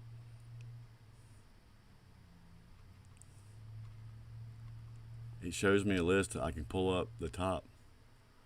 And it's got Nate. I don't know what he does to do that. And I think that's Jesse. Frank, Cindy, and BJ, and Laura. I see. I don't even know. I don't know how it assesses points, because some people will be very active chatting all night, but yet not be number one. So I'm not exactly sure how that works. And the first thing, me and Jocelyn were almost desperate when we first saw it to make it go away, and we can't make it go away. Was you number 6? Let me see. Yep, number 6. Yep.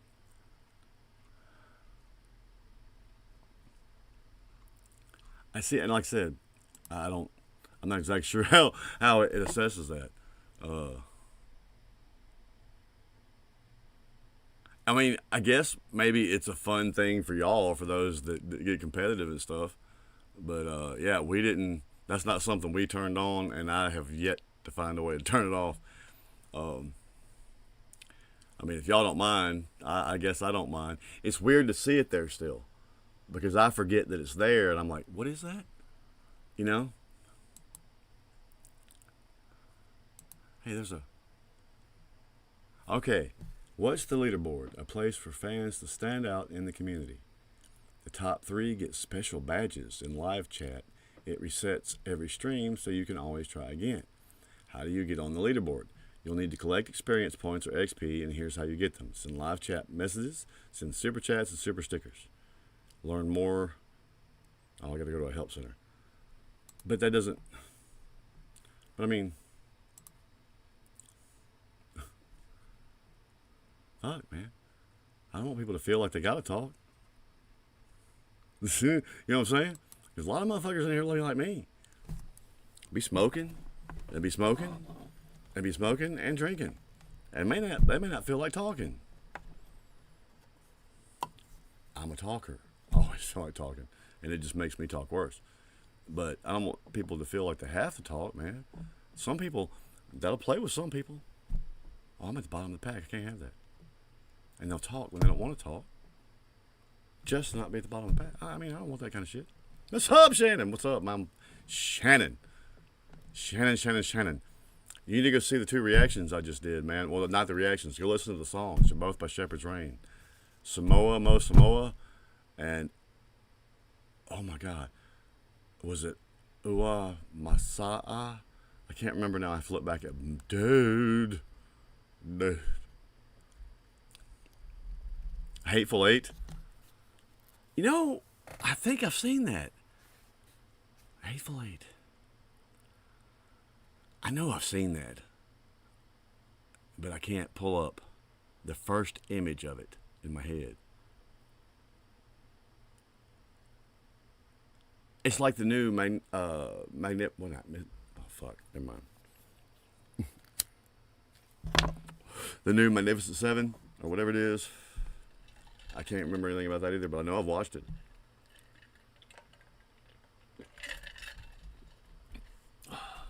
The fiddle getting broken? Somebody broke a fiddle? I know I've seen it. I swear to God. Maybe I haven't. I don't remember. I think I made a musician. I think I would remember a fiddle getting broken. Maybe I haven't seen it.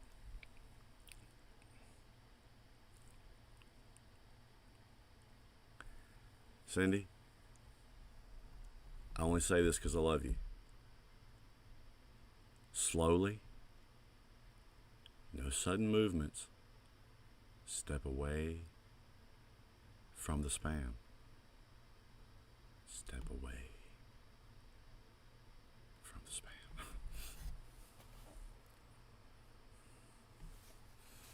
KV, you're a warrior, woman. You're probably back there working out and shit. Yeah, well, that's what you said. Oh, Laura.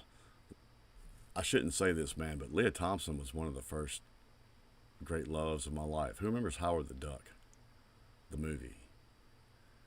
And I'm not talking about her in Back to the Future and that shit. I'm talking Howard the Duck, where she was the punk rock star and had the crimped 80s hair and shit. Oh my God, dude, I was so fucking in love with that girl, dude. I'm like, oh God, that was 84, so I'm 10. something like that.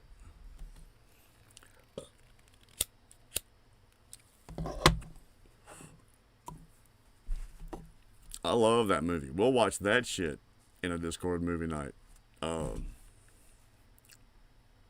Oh, she's great, man. She's great. She was in the original Red Dawn. Of course, the Back to the Future movies. She did an actual pretty decent show. I didn't watch it at first. I went back and watched some of it, but the Caroline in the City. She was a great actress, and she wasn't necessarily edgy or anything like that. She was always real subtle, and she knew when to use certain things, edginess or quirkiness, or she knew when to use certain things to get the effect across. That she's one of those actresses, when you're watching a movie or something, you forget she's acting. She's good at that. Oh, the original Red Dawn was awesome. The second one would have been a great movie had they just not called it Red Dawn. Django, that's a good one. Yes, I haven't seen that in a minute, but that was a good one. Red, Be Still My Beating Heart. That is one of my favorite movies all time. Mary Stuart Masterson, Eric Stoltz, the dude, the guy in the library that carves into the desk and shit, the punk rock guy, that winds up becoming Casey Jones in Teenage Mutant Ninja Turtles. Leah Thompson, she was from the wrong side of the tracks too, and she played like she was a high-end girl, kind of not hookers. We're talking high school kids.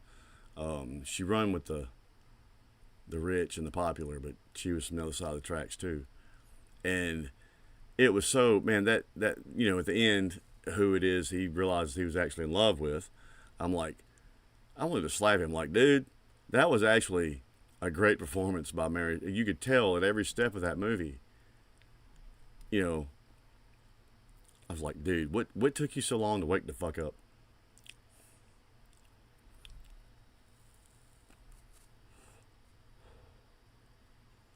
And she was a drummer in that movie. And she had the cool ass leather gloves that were fingerless but had the tassels, the leather tassel. Hell yeah. 3 O'Clock High. God, wow. That's getting back there. I've seen that. I know I've seen it. I don't remember a damn thing about it right this second.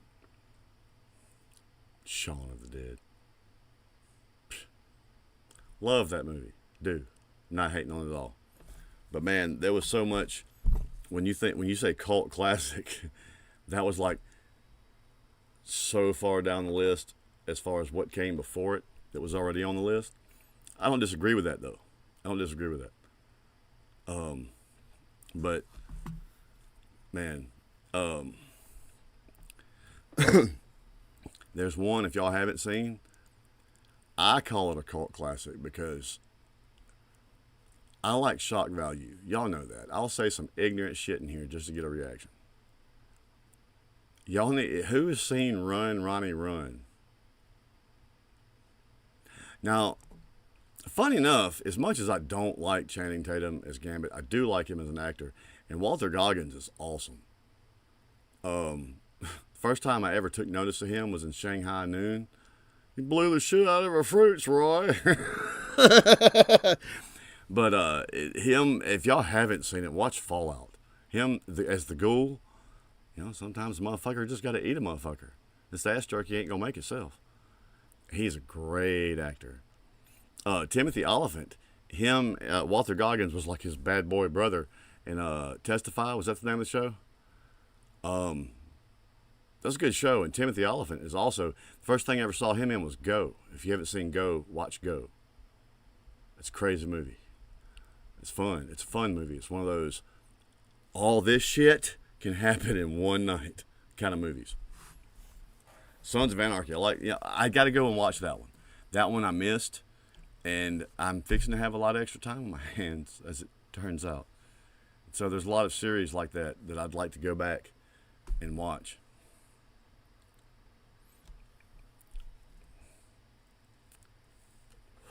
The Replacements is awesome, dude. Out of all the football movies there's been, I mean, the program was excellent. Fucking Any Given Sunday was excellent, but the replacements, dude, and Unnecessary Roughness, if you know that one. But in the replacements, that scene, man, at the end in the locker room, that pro quarterback looks at that coach and says, "Nobody can win with this team."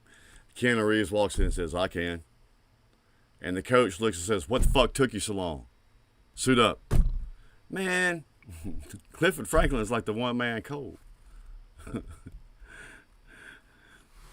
Oh no, he says the football is like the one man, I can't remember. He's like, Clifford Franklin's the only one catching it, and Clifford Franklin the only man coming down with it.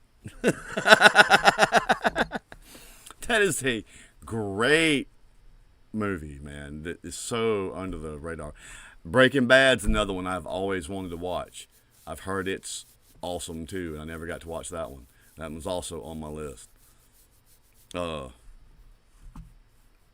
Did y'all hear they confirmed the connection between Breaking Bad and The Walking Dead? Matter of fact, dude from Breaking Bad was a zombie, and Walking Dead one.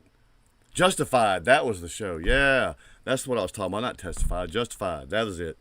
Where Oliphant and Goggins. And do you know why I like Justified? The first episode, man. Very first fucking episode. He gets assigned, it's Regina Bell, whom I love as an actress, and she's this young female black FBI agent, right? Or not FBI, they're federal marshals or whatever. And she's still in a suit, and she's not undercover, and she's not out in the field, and she's done all this shit, and she complains about it. And she gets assigned as his new partner, and he don't like it, and she complains about it the whole thing. And then finally he looks at her and says, "You don't know something? You know what's holding you back? You're stupid. It's not your race. It's not you're a female. It's not this. It's not that. It's because you're stupid." And he gets up and walks away. And I was like, that's how you do it. That's how you do it. You've never heard of Justified, dude? Oh, God. And it just came back, too. Another show that me and Jocelyn used to love is called Leverage. That is a cool fucking show. And we kept saying we wished it would come back, and we just found out that it did for like 3 seasons. But it's Timothy Hutton, and he's a guy that used to be some kind of attorney for the government concerning insurance, and he got tired of seeing corrupt businessmen, not businessmen that are straight, but corrupt businessmen take advantage of the little guy. So it's almost like the A-Team. He has Sophie, who is this grifter, and she's pretty, and she can be sexy, and she can be anybody. Her character, she's a con man. She can be anybody. And then, but the three that sell the show is Hardison, Parker, and Elliot. Elliot's the muscle. He's a bad motherfucker. Hardison's their tech guy. Parker's their thief, and she's a goof, an absolute goof. But their interaction, their chemistry is what fucking pushes the show. And so every episode, they find these people that have been fucked with, and they run this con to get all the money back. And at the end of it, you're like, what? And the last 2 minutes of the show, they'll back up and show you what they did to pull this shit off. Great show. That one and Michael Weston.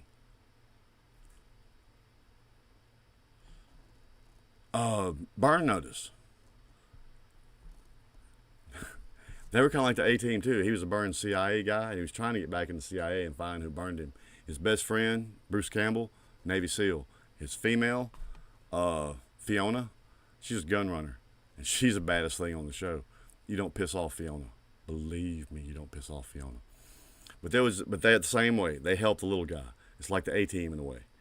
And there's just one episode where he goes to these Haitians, and he knows they believe in voodoo and believe in all this shit. And he shows up in this white suit with a black tie, and they open the door, and he's like, "My name is Mr. Weston, and I need to talk to you, and to impress upon you how serious this situation is." And he snaps his fingers, and a building over here explodes. His buddy, the Navy SEAL, is ready to blow up.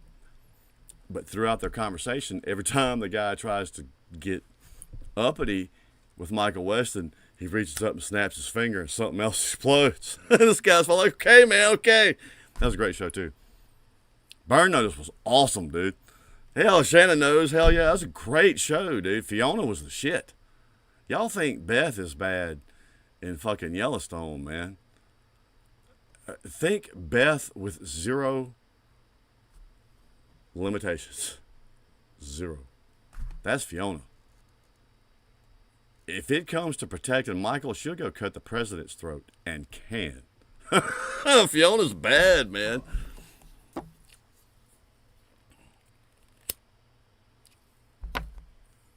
Okay. Truck bed. Yeah. All right. Let me do this real quick. Woo. Hello, mother. Okay. What's up, everybody? What's up, Swole Patrol? My name is Daniel. Welcome to Swole Reactions. I'm in the live stream tonight with my peeps, and we've been doing some reactions, and I was just informed that I'm taking too long, so we're going to move this along, and then we're going to circle back. This one is coming from Frank, who is fairly new around here. This is Orange Sky and Dogs. Now, I'm not familiar with the song or this artist, Frank. The way this goes here, I am honest. I won't hate on something unnecessarily. Just because it may not be my cup of tea doesn't mean it sucks. I can recognize musicianship when I see it. But if they suck, I'm going to tell them they suck. It'll be Frank's fault. Orange Sky. It'll be Frank's fault. That's, what's his name? Hold on, let me get that whole name for you. Funny. Frank Glover.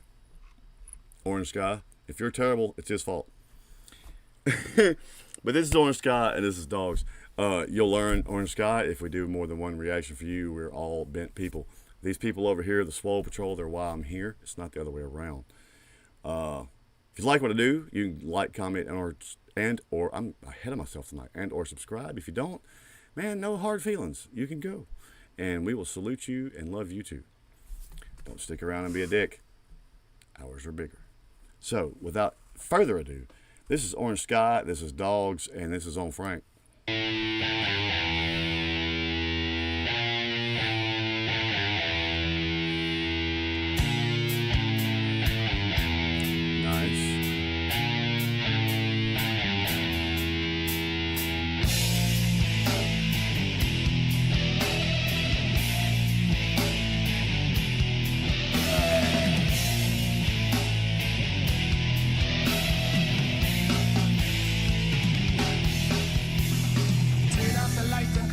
Baby, don't be long. I've got the urge to satisfy. I always say the intro, see, this is going to make a liar out of me almost. I always say the intro sets the theme of the song, and then they took a hard left on me. I like this so far. That was fat, man. That was swole. Orange Sky, I'm new to you. The deal around here is being swole. Doesn't mean aggressive all the time. It means making somebody feel something and filling up with that feeling. That's swole, man. That's swole. You're good out the gate. Get out the light and come to bed, baby, don't be long. I've got the urge to satisfy, baby, growing strong. I lay down beside the telephone ring and it won't be long. Later tonight the boys will be calling, I'll be gone. I could feel it coming on, running with the dogs. I could feel it coming on, running with the dogs. I like that, man. I'm going to tell you what it makes me think of. How many of y'all are familiar with King's X? This has a similar, the way they harmonize their vocals, the particular intervals they use or fourths, it gives a hollow sound. Alice in Chains, Lane Staley and Cantrell used to use a lot. It gives this hollow sound that is very, it's almost not cold, but it's maybe it'll hit me in a minute. But I'd say these guys listen to some King's X. I do. That is a pretty snake, Laura. I agree. Running with the dogs. I've got a lot of friends waiting to see me fall. I've got a lot of friends waiting to hear my call. Maybe today I'll master the art of feeling small. Twisting and turning with my bare back against a wall. I could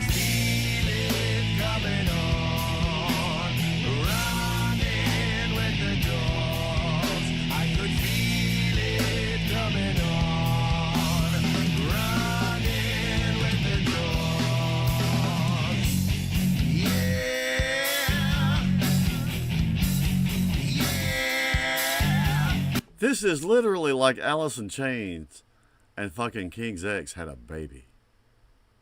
I'm serious. Between the harmonic structure to the way they're layering in, I mean, the way the harmonics are in the guitar and bass, a lot of fourth and fifths instead of, when you build a basic, when you're building a song, and the chords you use, like your tonic chord is a major chord, usually can be a minor, depending on what we're doing. This is minor-ish, but it's a 1, 3, 5. Well, instead of using that 3, they use 4s. Like, think of it this way: C, D, E, F, G, A, B, C.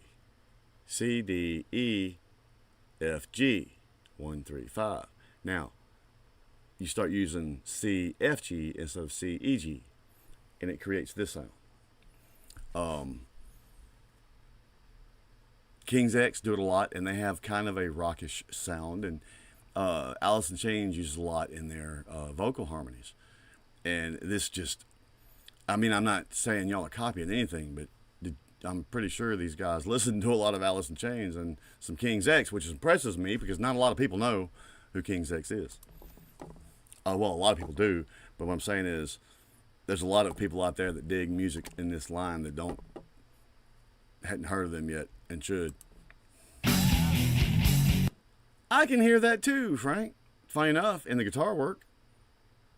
For sure. For sure. Scorpions came along, they peaked in an 80s era and used the 135 like they all did back then, all the hair bands. But as they started evolving, they did kind of start getting that sound a little bit. They were one of the first to, I won't say first to experiment with that. People have been doing that since way before you and I were born. But they started playing with that some. And unfortunately for the Scorpions, that's not some of the stuff they were particularly known for, though, except by other musicians. Your mass public, your mass weekly top 40 listener, mainstream guys don't.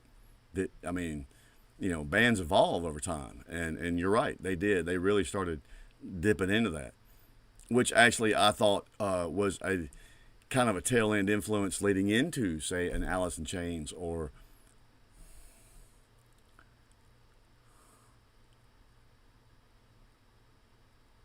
yeah, man, their bass player, Ty Tabor. That's a 3-piece band, man, that had so much balls, and that's what it's about. And used to back in the day, and when the first band I was with, Supernormal, we were gonna pay. It was like $800, and you could send your master to Ty Tabor, and he'd mix it down. We were gonna do that. We never got around to it, but you look up what he plays. You look up what they all play. Oh, now see, that's a drummer that knows what he's doing right there. He's not thinking about what he's playing. He's feeling it. And that is everything. We're still in a reaction. I'm sorry, Orange Sky. How you doing? Welcome to What I Do.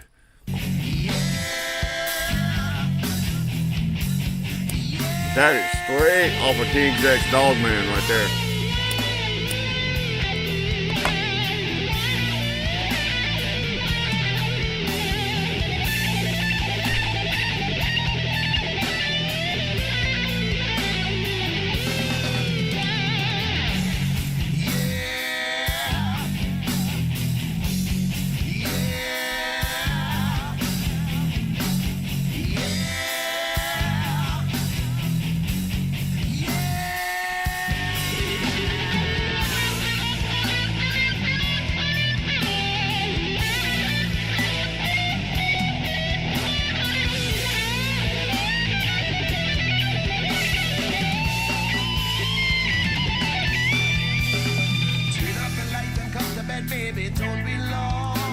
That's not the most complicated shit I've heard. Doesn't have to be.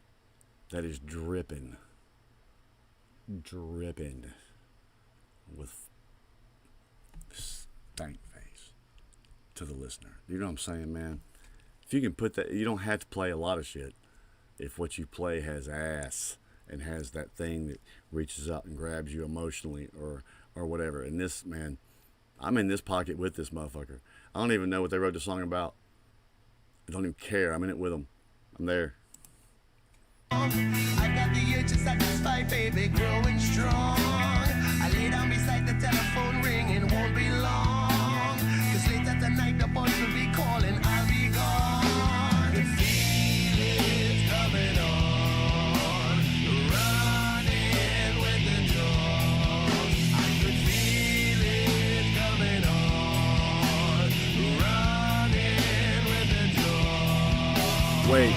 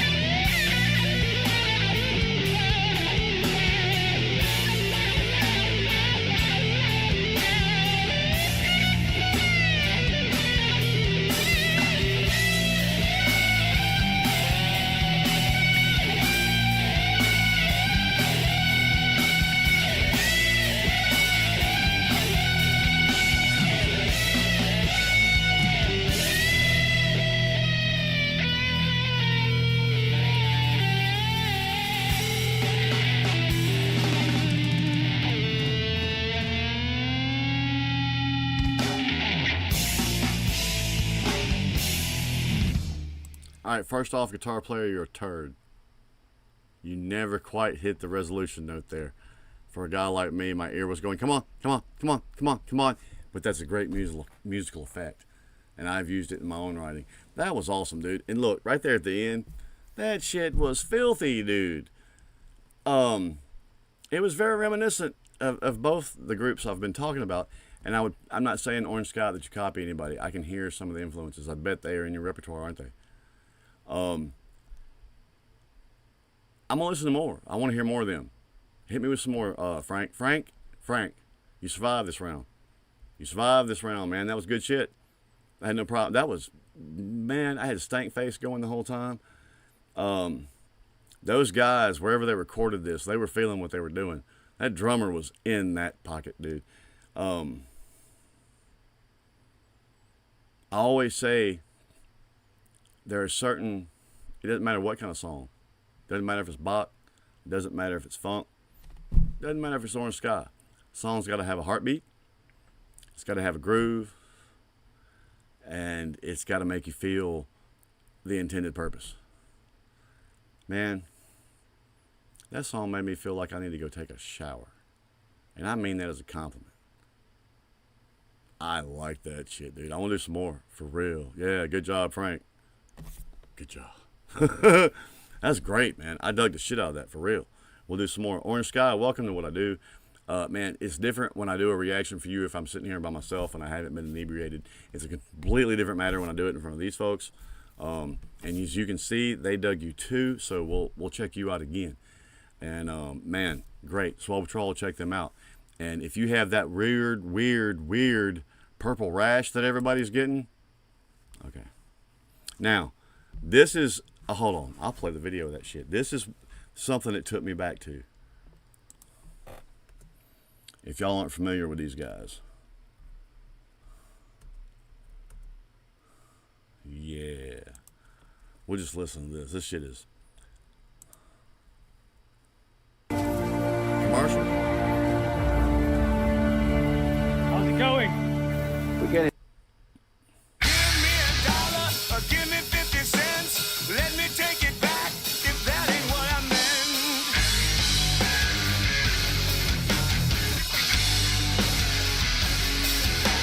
Give me a coat or give me a bite. Give me a light bulb and make sure it's bright.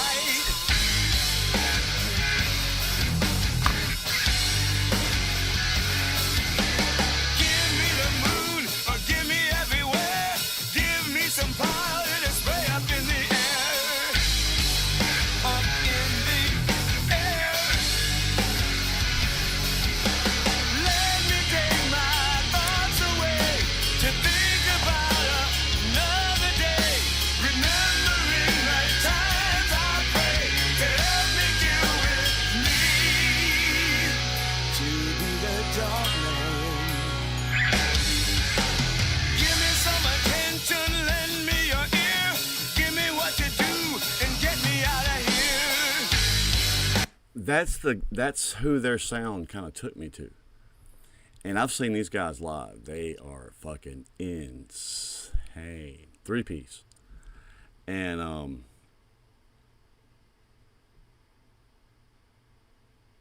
their last tour just came close. And I was upset because I didn't get to go. But these guys are knocking 70 now.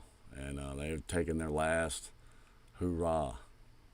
What's funny is if you see them, you're not gonna.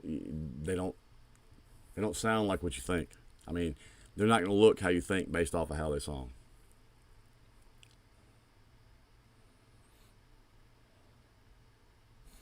Oh man, King's X, they were kind of if Rush was prog rock and Dream Theater was the next progression of that, these guys were kind of God, what do you call them, man? They were the next step of,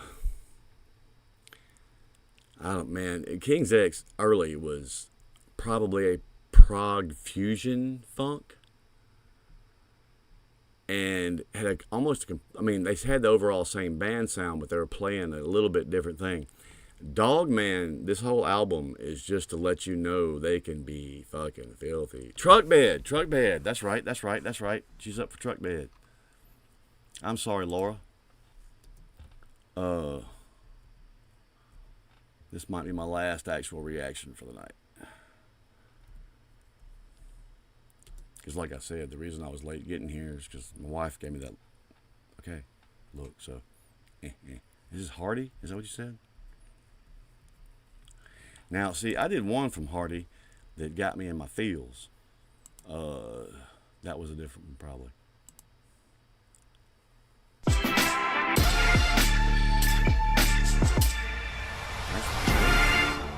Wow. All right. Truck Bed, Hardy. I have a lot of interesting truck bed stories, Laura.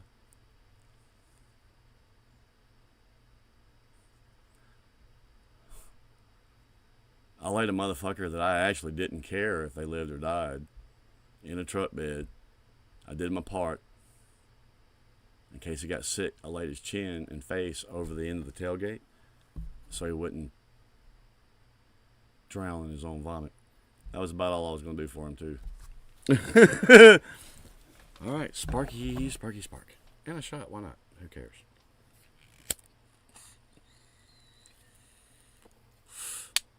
It's funny, man.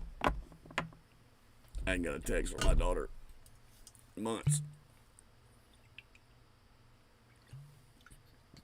She has now lived away from here for 24 hours. And she's blowing me up.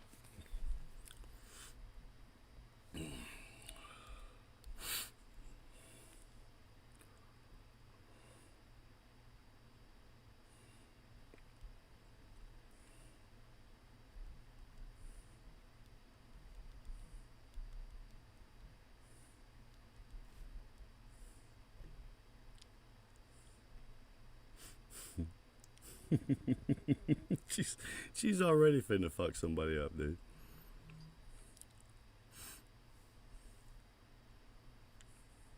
Y'all know what I did to her. I'll show you this.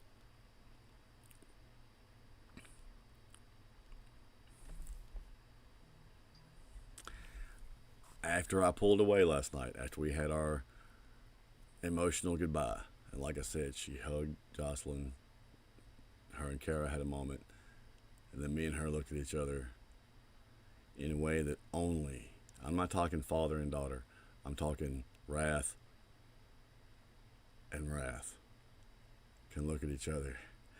And then we embraced. Well, as she's going back to her apartment and beginning her life and we're driving away, I hit her with this.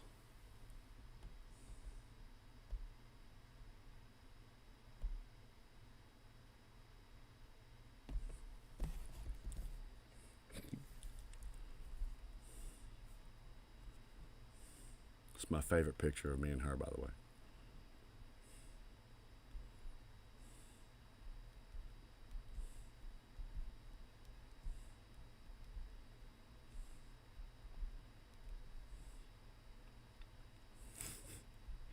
The issue is they're already having problems with they were stopped from moving into their first apartment because there was an AC problem. They put her in another apartment, and then they now have an AC problem. I work for an AC place, so she's asking me. All right. This is truck bed. This is Hardy. I'll take another spark, and perhaps another shot.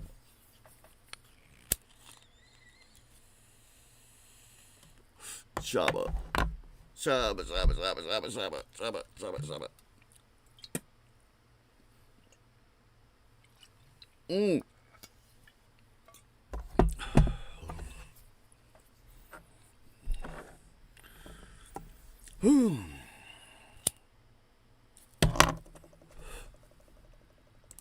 What's up, Swole Patrol? What's up, y'all? Welcome to Swole Reactions. My name is Daniel. Tonight I've been hanging with the peeps in the live stream. Didn't get to see them last night. Had emotional time. Getting to see them tonight because I'm addicted to them. I come here for them. It's not the other way around.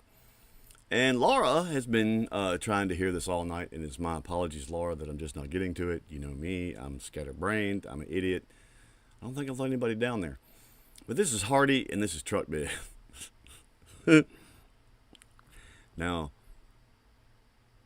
I bet there's not a person in this room. Oh, by the way, welcome to the Swole Patrol. They're over here. They'll talk to you too, Hardy. This is not our first take with Hardy. I've liked what I've heard from Hardy thus far, including one emotional one that I will not upload. But I can think of some truck bed stories, man. I know these people in my comments can. These sick fucks.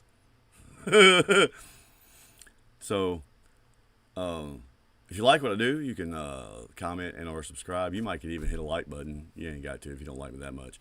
And if you hate what I do, leave. So, Hardy, truck bed.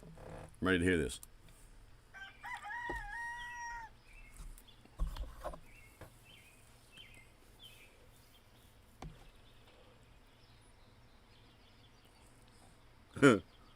Been there, done that.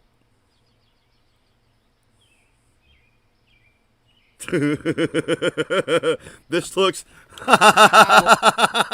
before he even speaks, hold on. This whole scene, random furniture, people unconscious in the grass, this so looks like a party at my house.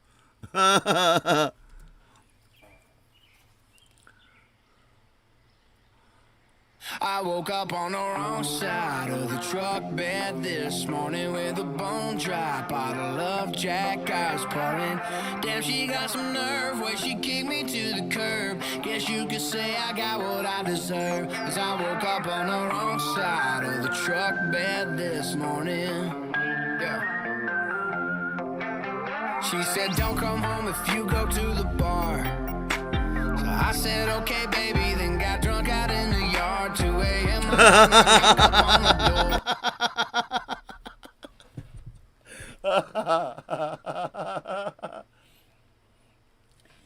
I was just sitting there, you know, at the beginning of this, relating to a couple things he said and was going to comment on them, and it's all gone now. My woman told me not to go to the bar, so I got drunk in the yard.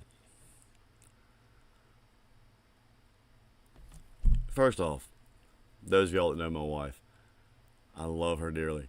She has never tried to tell me what I can and cannot do. I know when she approves or doesn't approve, and I know when she knows that I'm probably not in a position that I need to do that. I know when she gives me that look, she's, in my case, she's not just being a bitch. She's thinking about me. She's thinking about my health. But I have, instead of going out and getting drunk, come here with these people you see in these comments, I get drunk with them right here. I relate to that. Don't go to the damn bar, I'll just get drunk in the yard. Yep, sure will. She said don't come home if you go to the bar. So I said okay baby, then got drunk out in the yard. 2 a.m. I knock up on the door. Well, she never unlocked it, guess I don't live there no more. Yeah, she meant business this time. I can't believe my bloodshot eyes. I woke up on the wrong side of the truck bed this morning with a bone dry bottle of Jack I got some nerve, way she kicked me to the curb. Guess you could say I got what I deserve, 'cause I woke up on the wrong. Look, I relate to that. I wake up, that's me every day. That's how I'm wired. And the rest of my day, between work and taking care of family and everything else, is this attempt to not be that guy. But I can remember a time in my life too that every time I woke up, it wasn't always Jack. It could be any number of things. Wake up cuddling an empty bottle of something. That I relate to in the worst kind of ways. But I feel that. I feel that. Curve. Guess you could say I got what I deserve, 'cause I woke up on the wrong side of the truck bed this morning. Yeah. I use that empty bag of corn to rest my head. Out of nowhere, he's out in the truck bed. I should have expected a horse, but when I saw the horse, it triggered something for me. I got to tell y'all a little story in honor of my mother. Hardy, you ruined me once in a song I reacted to for you. Made me think of my brother who's no longer with us, and it eviscerated me. So I'm going to take this opportunity to get you back by talking about something completely unrelated to you in your reaction. So give me just a second. My mother, fucking my dad. You've heard me talk about my dad, man. And Mom wanted to see one of my performances in college, and it was at MC. And we had third quarter off, and I'm sitting there talking to my dad, and I came to see my mom, really, because she cared. He really didn't. I guess he was trying to that day. Maybe I shouldn't say that, but the point is, I'm like, where's Mom? And he's getting hot because he doesn't know where she is. And if you know him, he liked to keep his thumb on her, but that's neither here nor there. MC's mascot is a Native American on a horse, a paint horse. It's fixes. It's getting close to starting the fourth quarter, and that's when the dude would come out on the horse and ride around the field and try to get all the MC fans excited.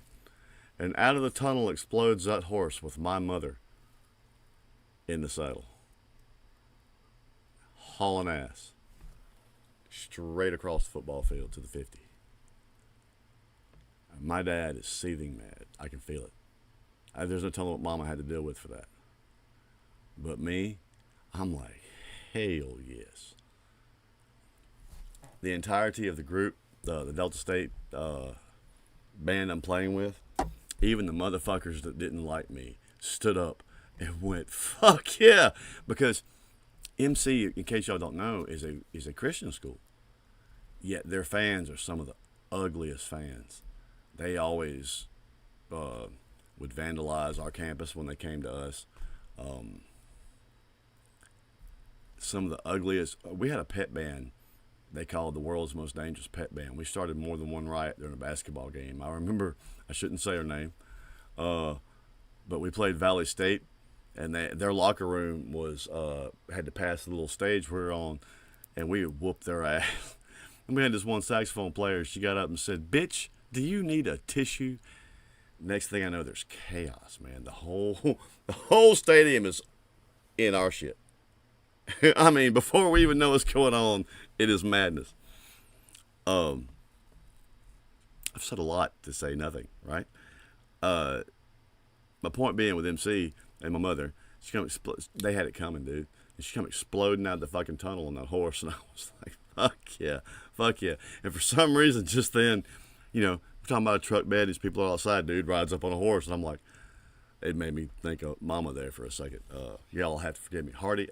I just lost my mother, so forgive me for relaying all that. These people in here, I love these people. Ultimately, that's why I'm here. They're more important to me than you. Sorry. Like the song though. It's obviously it's a success in the fact that it's triggering things for me, and I don't mean triggering like want to see, please. I mean like it's bringing back these nostalgic memories for me. And that's a success every time when you're dealing with a song. Camo jacket for a blanket, then passed out like I was dead. Still got one heck of a buzz.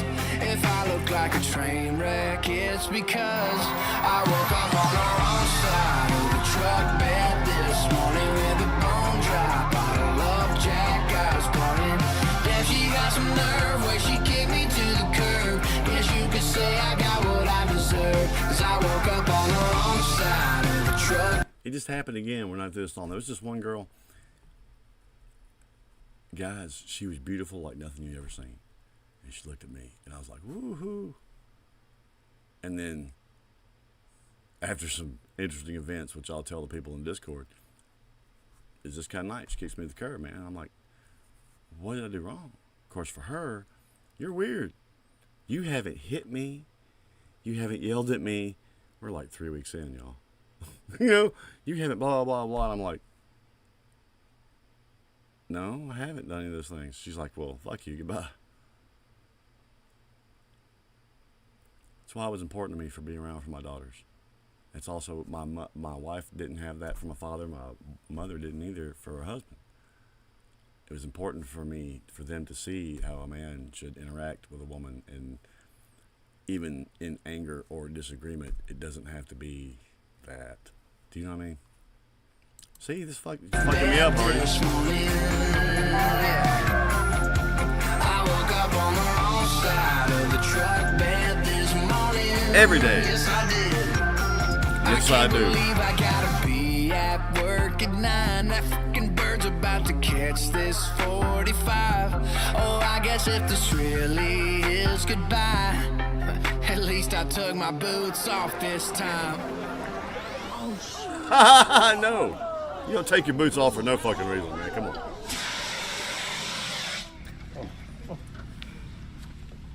Is he okay? Mm-mm. He's gonna tell you he is, but I promise he ain't.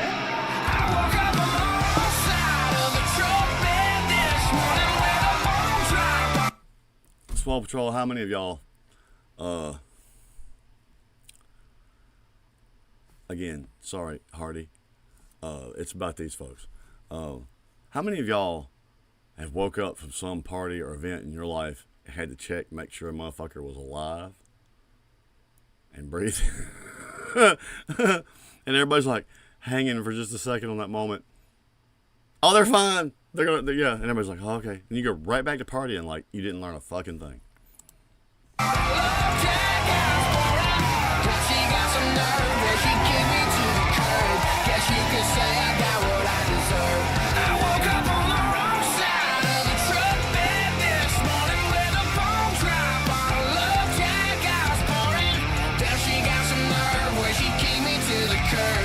You could say I got what I deserve.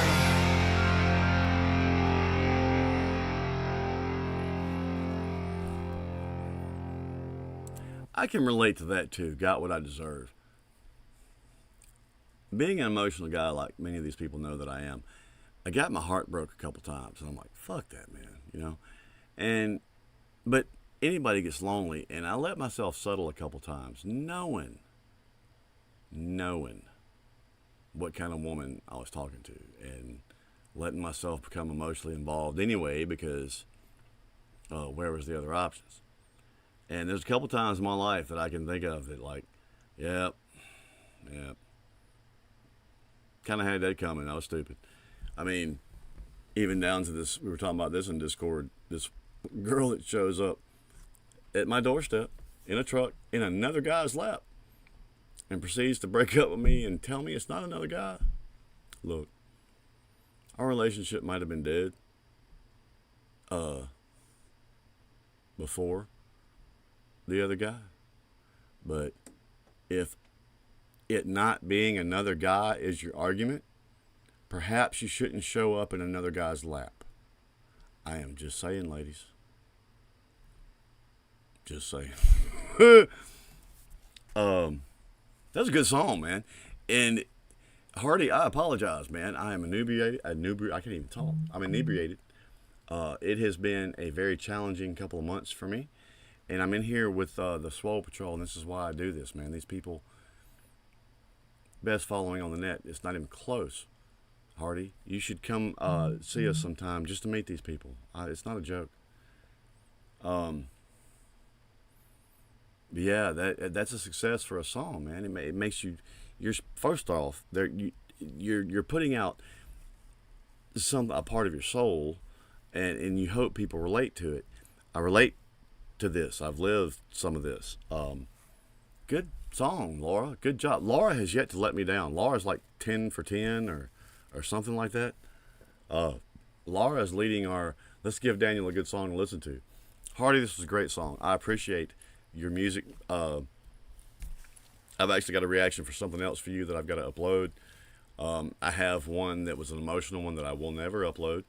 But so far, everything I've done from you, your musicality checks, your personality checks, your ability to make me have an emotional response checks, and to trigger memories in my mind. You check all the boxes, dude. That's a good artist. It's a good artist. I like it. I like it, Laura. And I appreciate that one. Yeah, that took me back. You know, that very girl that was sitting in the that dude's lap when she came to see me came with a rash. Okay. Yeah, I like that one. I like that one.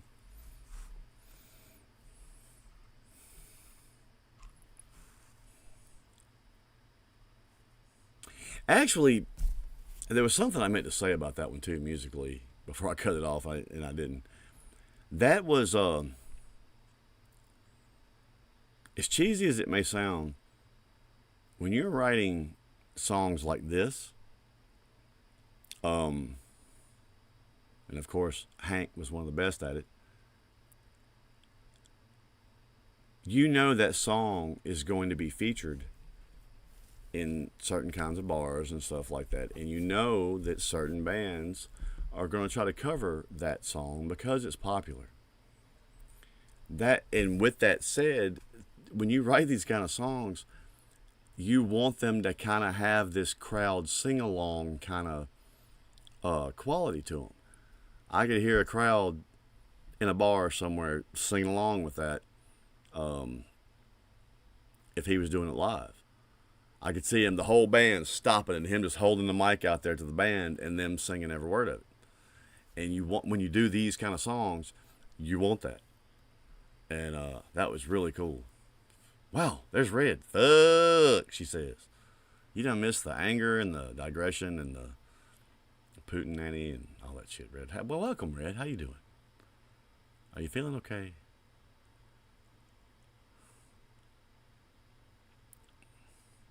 It's good to see you. I know what I haven't done, and I guess that's what I'll close the night with since Red's here. I did 2 remarkably angry songs. I did a fun song. I did another fun song. I haven't done Tom's new one yet, actually. I was going to do it Friday, and I wound up having more to do to get my daughter ready to move than I thought. I didn't get to it Friday, and then we didn't get back last night from moving her until damn near midnight, so I didn't get to do it yesterday. Okay, Red, awesome. That's right, you've been in here with Jesse. But I have not done that. So, and I just realized that I didn't upload Nova's Woo Woo. I was looking through my shit, and I'm like, I know I uploaded this. Obviously, I didn't. Matter of fact, I need to do that right now. I just got finished redoing the thing. I was doing that thing, that time. Let's see. Woo, woo, woo, woo. Headed from the woo, woo. Headed from the... I wish I was drunk. Wait. I need to look at it in the other folder once I added the shit to it. It is 10:31. Hold on. Whoop.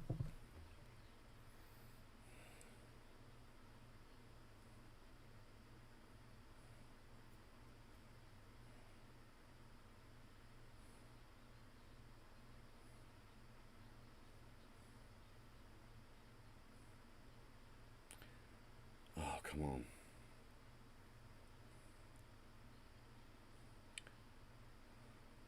You know, I have a theory about. All right, Laura. I have a theory about woo woo. I heard Tom's cameo after I listened to it a couple times, and I didn't catch the first time. He says one word. I think. There's a couple of rappers on that track that I'm actually wondering if it's not someone else using something to disguise their voice. Because there's a certain flow and these certain elements I heard in some of these rappers. Either they're heavily influenced by somebody, or there's somebody hiding.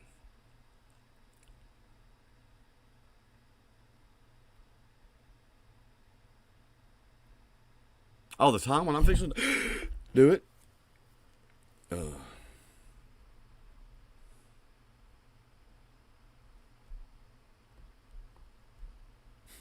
Wait.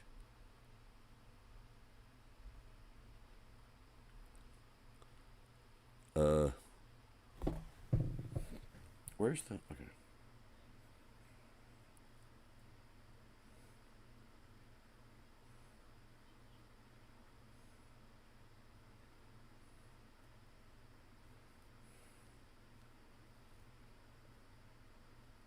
Nope.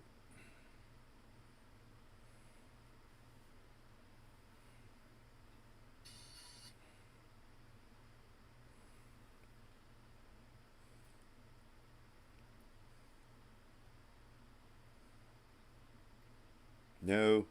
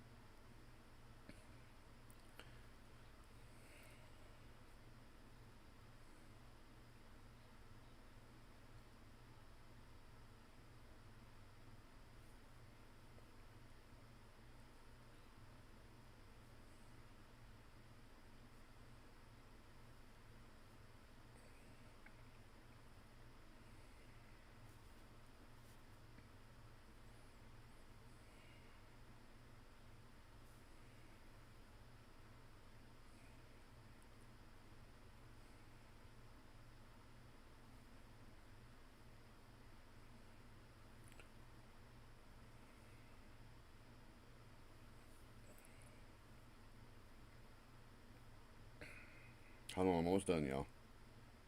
I can get to that. Come on. Huh? No. Thank you.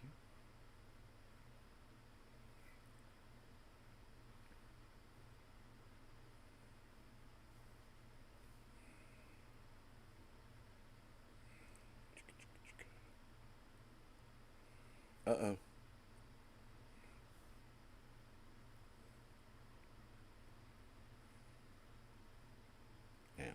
Now. Pow. That one is uploading. We'll check on that in a minute. But I'm in the right frame. This is how we end the night. I'm going to run my mouth to some Tom. Motherfucker going to make me mad at somebody.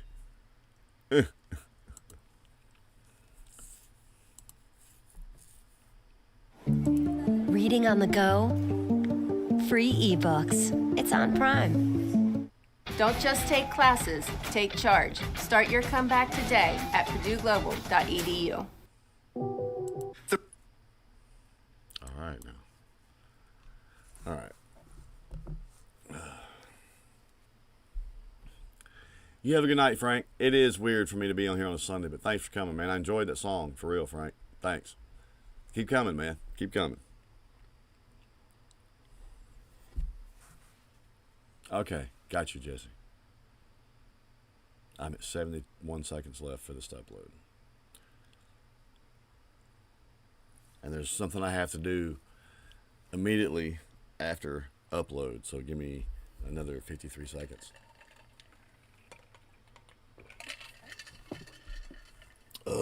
Come on, hurry up. I think I need to load a fresh bowl real quick and take a shaga with the folks left. Probably my last one, so I'm gonna take the old lady to bed. And look, guys, thank you for coming. Y'all know it means something to me that you do. And it has been a ride for me the last few weeks. And I didn't really even know at the start of the day I was going to do this. And I've had a blast fucking doing it. And it's made me release some of the shit on my back, man. And I needed that too. And y'all just don't know what y'all do for me, so. Actually, that's not necessarily true, Frank. A lot of people, YouTube don't like me, bruh. There are people that don't hear I'm live till like 2 or 3 days later.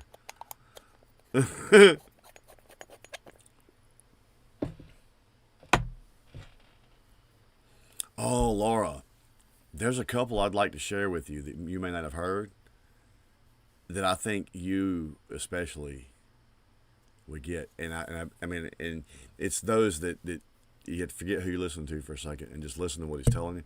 There's a couple I bet you hadn't heard. And if you don't like them, that's cool. You know, we all don't like the same stuff. But there's a couple I bet you would like because of the subject content. Maybe not the music, but his message. My mother actually loved Tom. She's not a fan of rap or anything like that, but she loved what Tom stand for. She really did.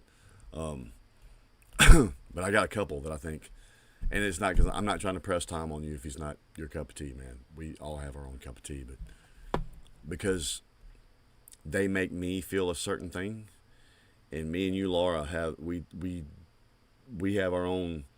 That's why I love all these people. It's different. Everyone in here right now, and I have a certain thing, and it's at a different level. I'm telling you, Laura, there's at least one. Like I said, even if you don't dig the music, the flow, or whatever, the idea of what he's saying is you'll relate to.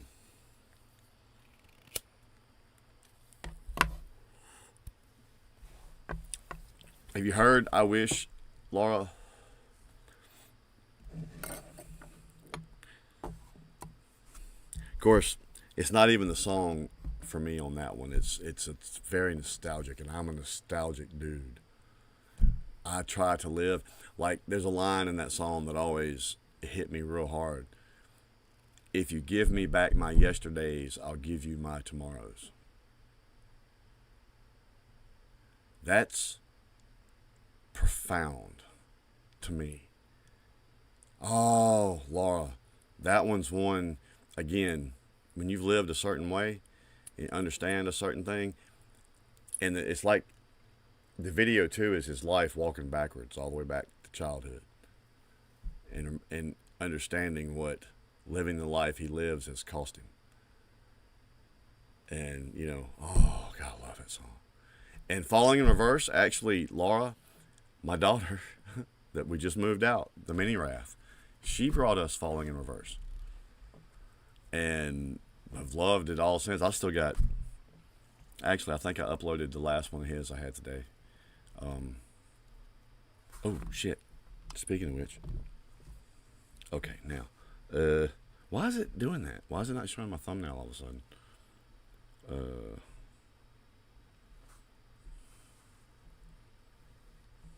Did it on the one earlier, too. I tell you what, Laura. After this one, would you be willing to stay for another 3 minutes and watch that one with me? We can do some fucking Falling in Reverse after that.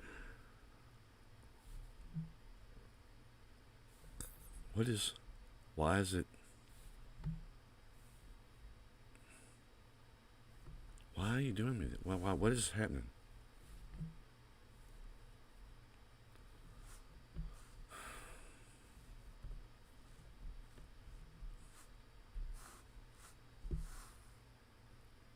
There it went. Thank you.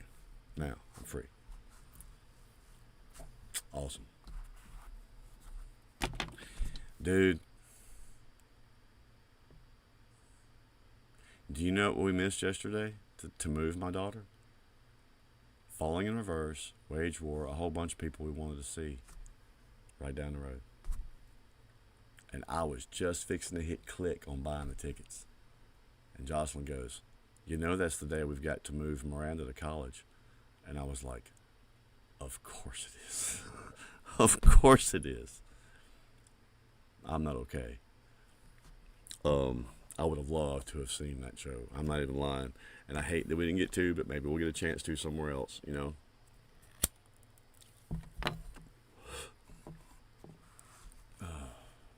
All right.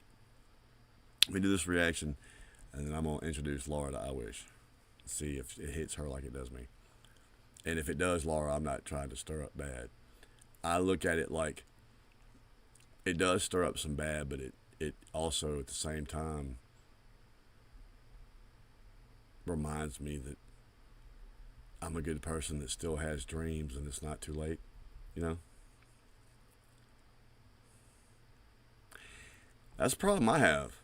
I'm a people person that has started to hate people. Y'all are the only folks. I don't hang out with motherfuckers out there. I hang out with y'all. And I actually made the comment about it's hard for me to go to a concert or a bar now.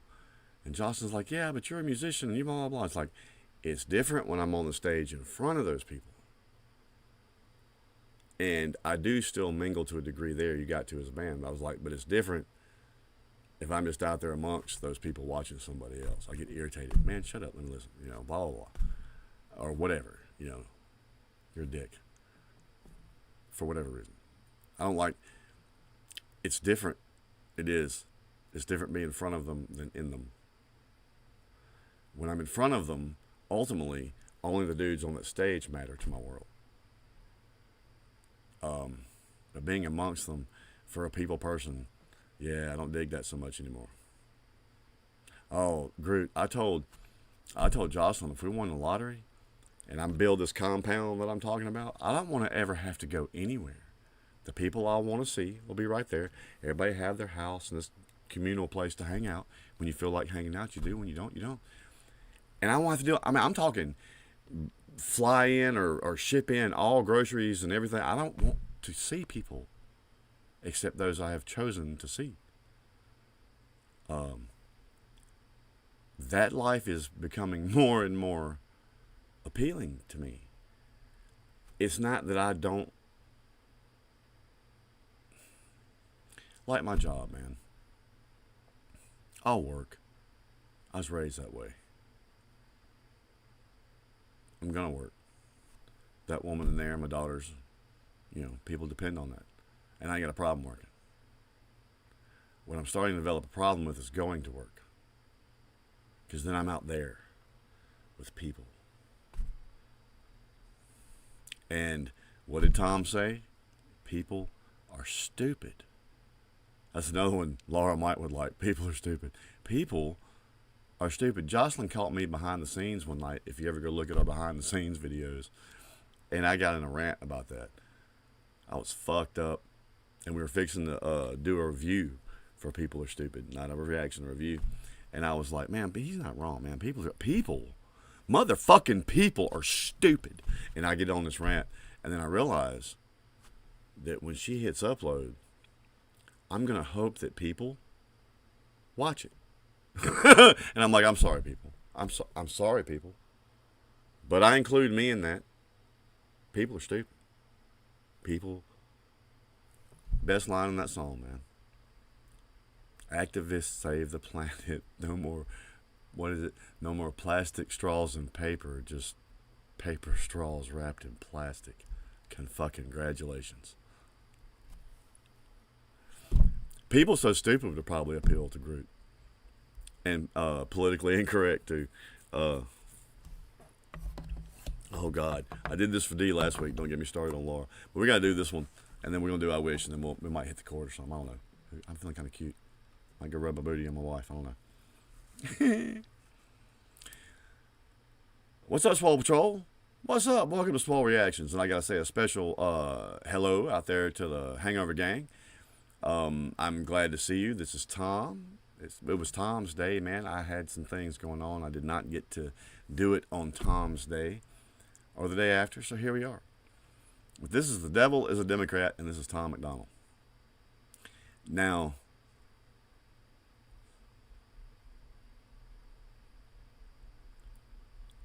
by the way, welcome to the Swole Patrol. It's a live stream here that I'm doing this in, Tom. These people love you. A lot of these people here love you. Some of them don't know you. Everybody comes from different musical places to find us. But this channel started with Tom. We're not going to abandon Tom, because one thing I've always respected about Tom, whether you like Tom or whether you don't like Tom, Tom has the unequivocated balls to stand up in a society that will hate him for being honest and speak his piece, and he does not give two shits what you think about it. It doesn't affect his back at all. All the hate, all the shit that falls on him, that's the beauty. He's living in your head rent-free, and he don't know you, don't care. The more you hate him, the bigger you make him. He said that once in one of his songs, and it hasn't been wrong. So for all you people out there that may see this reaction that hates Tom McDonald, guess what? Your why is huge. Good job. So, if you like what I do, you can like, comment, and or subscribe. Man, I'm here with the Swole Patrol. I cannot wait. Tom never ceases to deliver. And that son of a bitch, pardon me, Tom, I didn't mean to call you son of a bitch. Dude, you make me talk. So I'm going to try real hard not to turn this into a 3-hour. But considering where you're starting this topic, I might. The propaganda is on every channel. They think we stupid like the truth is just too hard to handle. Put on your camo, it's a culture war and load the ammo. They want Antifa ruling everything like it's Seattle. And they want anyone who's fighting to be dead and canceled. They want rainbows in the classrooms and 15 different bathrooms and white guys that hate black dudes. They want war, they don't want peace. They want fentanyl in our streets. They want borders to be weak. I swear the devil lives in California. He a politician. He passing bills that bring chaos and division. Yeah, the devil lives in California. Should be in prison. He got horns, but he tries to keep them hidden. Cause the devil is a Democrat. And we don't play. All right. Let me back up.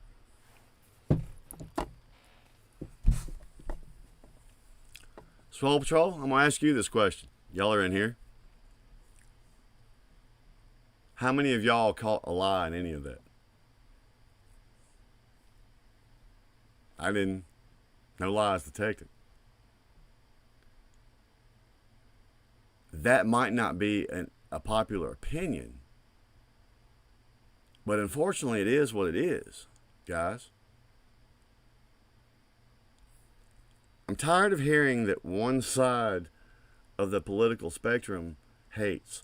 One side of the political spectrum is racist. One side of the political spectrum is whatever. When it's the other side that's pushing it, they just want you to think these guys are guilty of it, so you'll not like them, so you'll run to them. With that said, the other side carries their own shit. There's two sides of the same coin, man. First thing you got to realize is that they're all fucking lying to you. All of them. If you don't think so, I'm sorry. You haven't woke up yet. But the point is, when it comes to the hate and the vitriol and the spewing of bullshit to try to make people not like one another, yeah, that's really only coming from one side. I'm sorry. I keep hearing that it's coming from the other side, and I keep catching comments in these reactions. Well, blah, blah, blah, blah, blah, blah. No, they didn't. That's a goddamn lie that you believed that made you angry. So you're up here, and the only way you can express some kind of fucking aggression because you're a wimp. You won't stand on what you believe in. So what do? You listen to every fucking thing you're fed, and then you bitch at the other guy. Shut your mouth and sit down if you can't actually have something to say. If you're just going to argue and call names, leave the conversation. See, Tom got me in a way already. I hate it. I hate it for them. I'm not even going to say the name. But 90% of what you're fire breathing at the other side comes from your own. That's just truth. And I'm not picking any side over the other. Excuse me, that's fact. You know what the difference between truth and fact is? Truth requires your belief to be true. A fact is a fact whether you believe it or not. There it is. Want borders to be weak, I swear the devil lives in California. He a politician, he passing bills that bring chaos and division. Yeah, the devil lives in California, should be in prison. He got horns, but he tries to keep them hidden, cause the devil is a Democrat. And we don't play that, they say that. They love America, we know it ain't that. Cause the devil is a Democrat. And we ain't with it, we ain't switching, y'all are tripping. I guess God just built us different. They get celebrities to do they talking. They get mansions while they cram us all into apartments. Tell us it's cool to stay in school and then make you retarded. If you ain't liberal, then they treat you like you human garbage. If you speak up, then you a target. I gotta laugh about the celebrity line. They do. They've been using celebrities. Look, man. Who remembers Jane Fonda back in Vietnam? They've been using celebrities to try to make people they think are stupid or uneducated but follow Hollywood media think a certain way for a very long time. He's not wrong. He's not wrong. And I had to laugh because during some of these last election cycles, a lot of people within that structure that you would expect to be diehard Democrat didn't vote that way. They may have talked that way on the daily, but they didn't vote that way. And when asked why not, they're like, "You see this? Fuck that."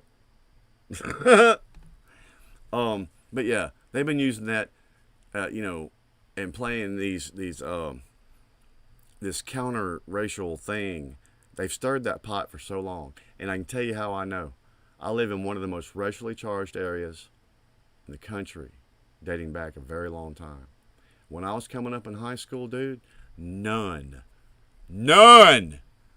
of what you hear on the media that happens today was happening here. And it's a 50-50 area. None of it. Until a certain somebody came along and started stirring a pot and made the younger generation. That's why they're saying they want these old people to die. They want the people that remember to die, not the people that are the problem. Well, I'm sure we are a problem for you. You can't accomplish this fucking... Oh, God. They want their voice through an amplifier. Violence and our flag on fire. No voter ID required. They want war, they don't want peace. They want defund the police. They want you surrounded by screens. The devil lives in California. He a politician. He passing bills that bring chaos and division. Yeah, the devil lives in California. Should be in prison. He got horns, but he tries to keep them hidden. Cause the devil is a Democrat. And we don't play that. They say that. They love America. We know it ain't that. Cause the devil is a Democrat. And we ain't with it. We ain't switching. Y'all are tripping. I guess God just built us different, dog. The devil is a Democrat. That's a fact, that's the truth. Look how bad that it gets when it's blue. The devil is a Democrat. That's a rap, it ain't news. And the way they treat America is proof. I swear the devil lives in California, $100 bills. He knows everyone in Hollywood and parties in the hills. Give you everything you ever wanted, plus a couple mil for your soul and your vote. It's a deal. Cause the devil is a Democrat. And we don't play that, they say. Still no lies detected. Let me tell you something that I recently discovered. You think a lot of people are upset right now because Trump is trying to disassemble the fucking education department. For every one of you that thinks that's crazy and that he's trying to use that to whatever nefarious reason, let me tell you something.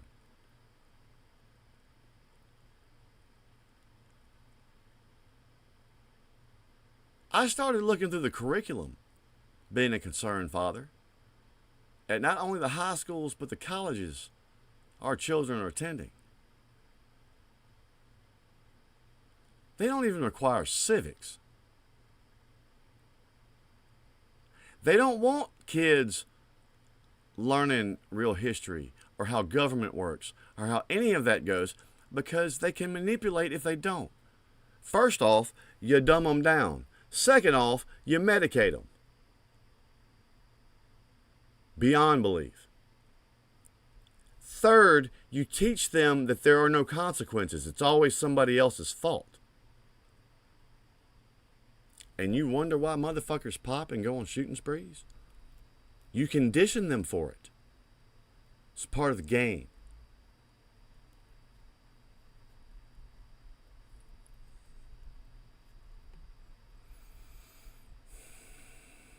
The education system should be dismantled by anybody that can and redone. I have been disgusted at some of the things I have found out. And some of the things I've had to battle with my own children. And it has nothing to do with, political beliefs. Just, Reagan said it once concerning the other side. It's not that they're stupid. It's that they know so much that's not accurate. They want people. That's why they're waiting for us to die off. They want to teach through media. Society's different these days. Young kids spend more time in front of their phones than anywhere. And that's where they strike, man. It's not just the schools, but it happens. And here's the thing. It's not one political ideal or another. It's not one gender or another. In early you learn this shit in basic fucking psychology and adolescent psychology, and even if you're a fucking parent.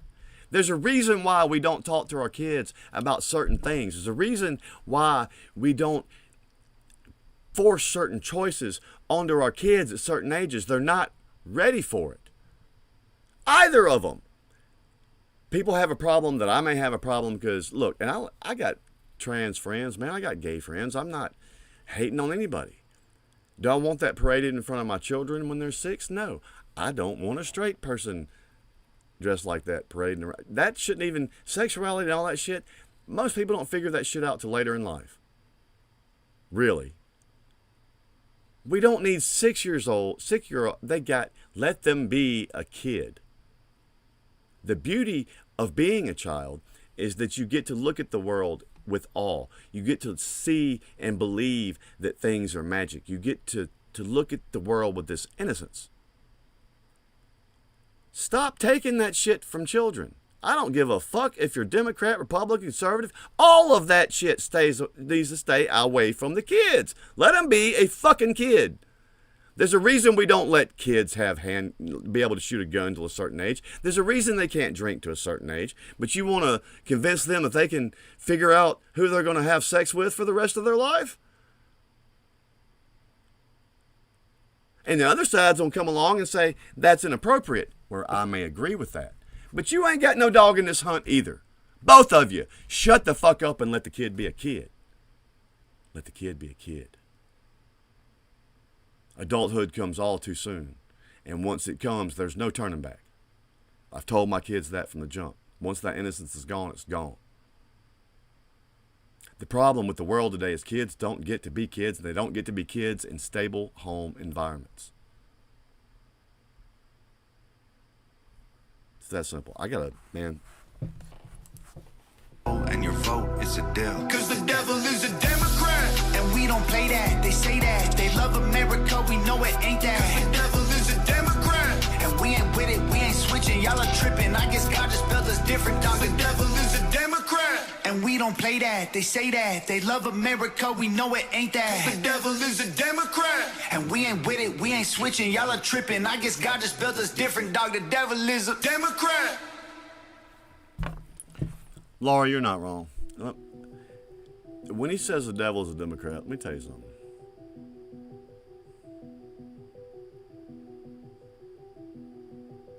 The propaganda Oh, wait. is on every channel. Introducing It is.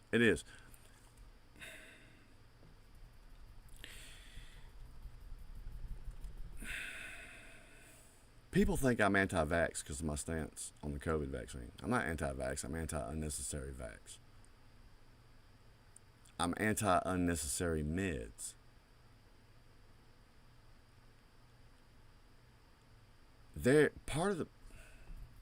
We have made it far too easy, and I noticed it when the attempt was made on my own daughter. She walked in the door, was asked 2 questions. Very benign, generalized questions. And then told, oh, well, you got ADHD, you need to be put on meds.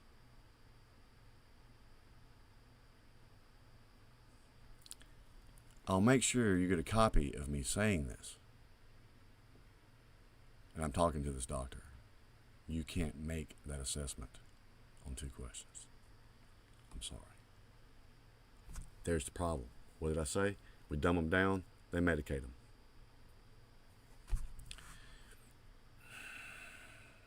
My daughters once asked me why I was so, what makes you so smart? I'm not smart. You live long enough, you see the patterns and the lies. I use global warming all the time as an example. When I was in elementary, they told us there was an ice age coming. We need money from you to save the world. By the time I was in junior high, it was acid rain. We need money from you to save the world. When I was in high school, it was ozone layer. We need money from you to save the world. Now it's global warming. We need money from you, a carbon tax, to save the world. That's the example I use, but there's so many other ways you can apply that to the things we see every fucking day. You live long enough, you start to see the patterns and the lies. They're all lying to us. Funny enough, I think the one in the office right now is probably the most honest with us that we've seen in a minute. He don't always say shit we like to hear, but a leader shouldn't. Folks that think you should love your leader are stupid. A leader has to make impossible choices and has to do impossible things and cannot please everybody.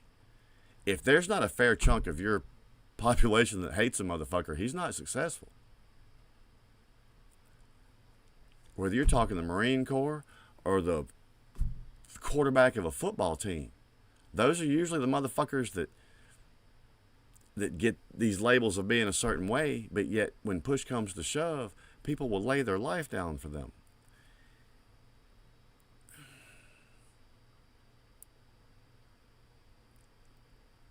There has been a concerted effort to do the very things I'm talking about. Like I said, dumb us down, drug us, the whole 9 yards. And I can't help but notice that all these policies come from one side of the aisle. And don't even get me started on a couple of things that I've been doing some research lately. You know, that whole, my daughters asked me one time, you can find argument on one side of the internet to support this and say this is false, or you can find this and say they're false. And I'm like, the way you combat that is just keep paying attention. It'll show itself eventually because you'll encounter it in your life. You'll see it. And if you don't go ahead, if you don't just judge it based off what you're programmed as and sit back and watch it happen, there's so many things that a certain side of the aisle tells me don't happen on a daily basis. And I'm like, I tell you what, I hate to say that it does. And they're like, link, send me a link. I can't send you a link. I'm not going to play that game with you. One, I'm an adult. I do my own research. As a guy with degrees in education and psychology, I can tell you the best thing you can do for you is to learn it for yourself. It imprints harder that way. I'm not doing your homework for you. But what I will do, I will house you and I will feed you well to come to where I live, and I'll show it to you. I'll show you these things that you tell me don't exist happening on a fucking daily basis. That's what I'll do. Let's not talk about what you've been told and what you've been spoon-fed. Let's talk about what we experience. Nothing in the town I live in now that you hear in the media exists. Nothing.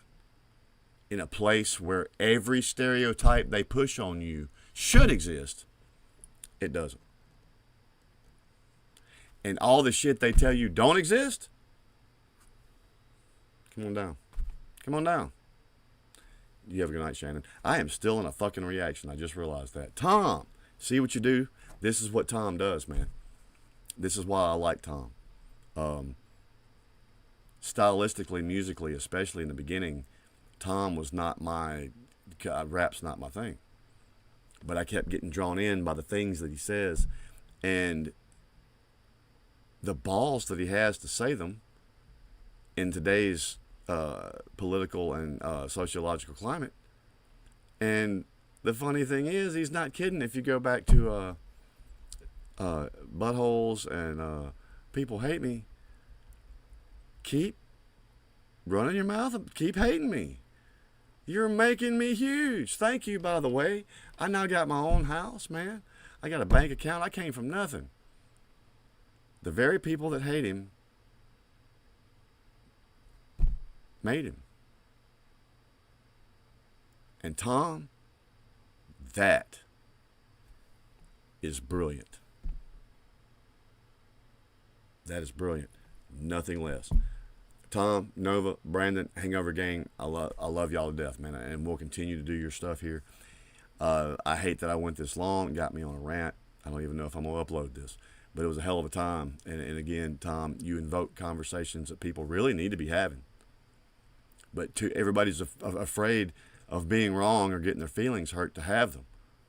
It's something that's going on in my life right now that I've been thinking about among a lot of the people I know and in relationships I've had. It's time to stop being cowards, man. We're adults. Sack up or get out. Tom makes you have these kind of conversations, man. As a people, as a society, as a species. Sack up or get out the way. I like this one. Guys, y'all have a good night. Woo! See? That's what Tom do to me.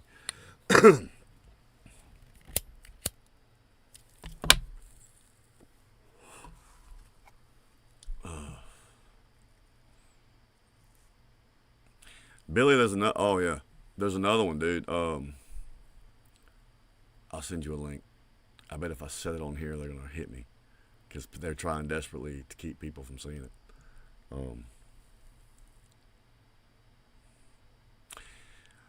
When I first saw, I listened to a clip of Tom and a piece of video, and I was like, and that happened again,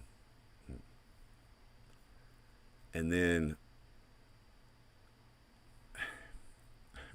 Funny enough, when the whole Mac Lethal thing hit, as it was hitting, and I kind of caught that at the corner of my mind, I caught the Benoit line and went, what? And that's when I went back a little bit, and I really listened to Politically Incorrect, and I really listened to People So Stupid. And I was like, this motherfucker is actually making some fucking sense, man. And saying it in a time when nobody wants to fucking hear it. You know? So, and again, not stylistically, normally my cup of tea. But I have come to really like it, man. I mean, we've done, as it turns out, being rockers like we are, we've done more rap here than anything. But, yeah, man. Is Laura still here? And I'll play this and get out. If not, I may play an outro song and get out. My wife's gonna be ready to go to bed, and but Heroes is a great song too. He takes time to even thank the janitors, man. Everybody's a hero. It takes us all.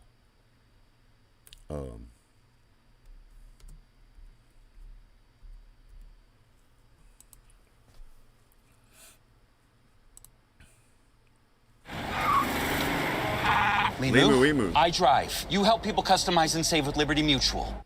The Conjuring Last Rites. The case that ended it all. Only in theaters September 5th. All right.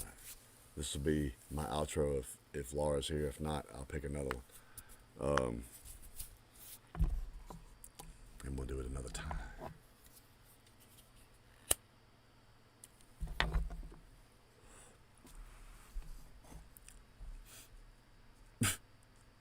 That still shot of her is not very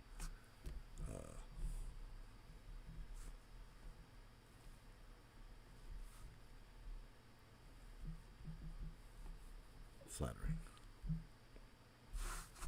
A roll call. Who is in here?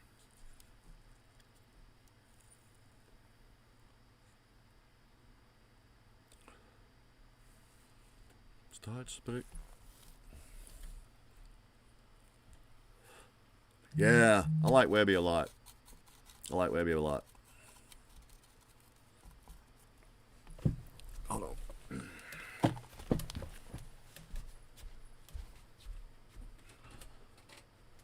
I told them this was my outro.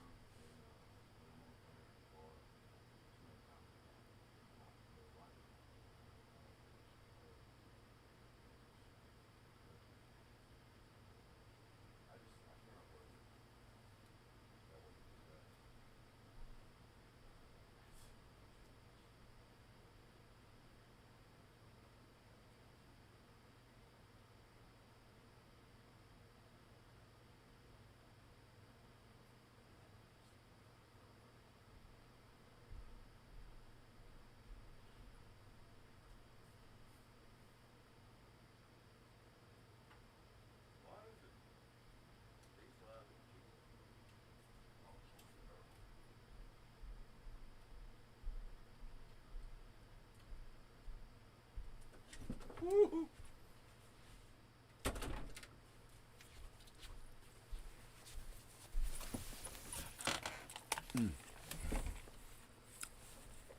I think so, if she's still here. And if she don't, she can, she can let me know that too. If there's a part of this, I think she will. Because it speaks to that child in all of us that remembers what life was like before what we did to ourselves. And I always say all the time, what life does to you is not an excuse, but it does make us who we are. And you have to one day choose to be better. I was an awful fucking human being. I ain't gonna lie. Man. And one day you have to wake up and say, that was the actions of others. What does that have to do with mine? Yep.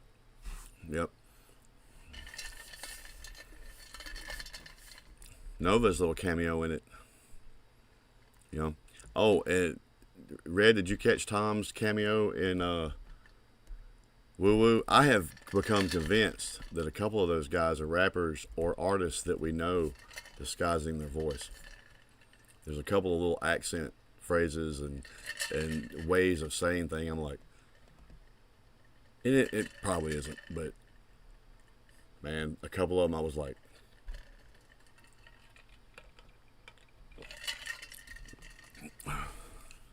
well, she hasn't responded, so I don't know if she's here or not.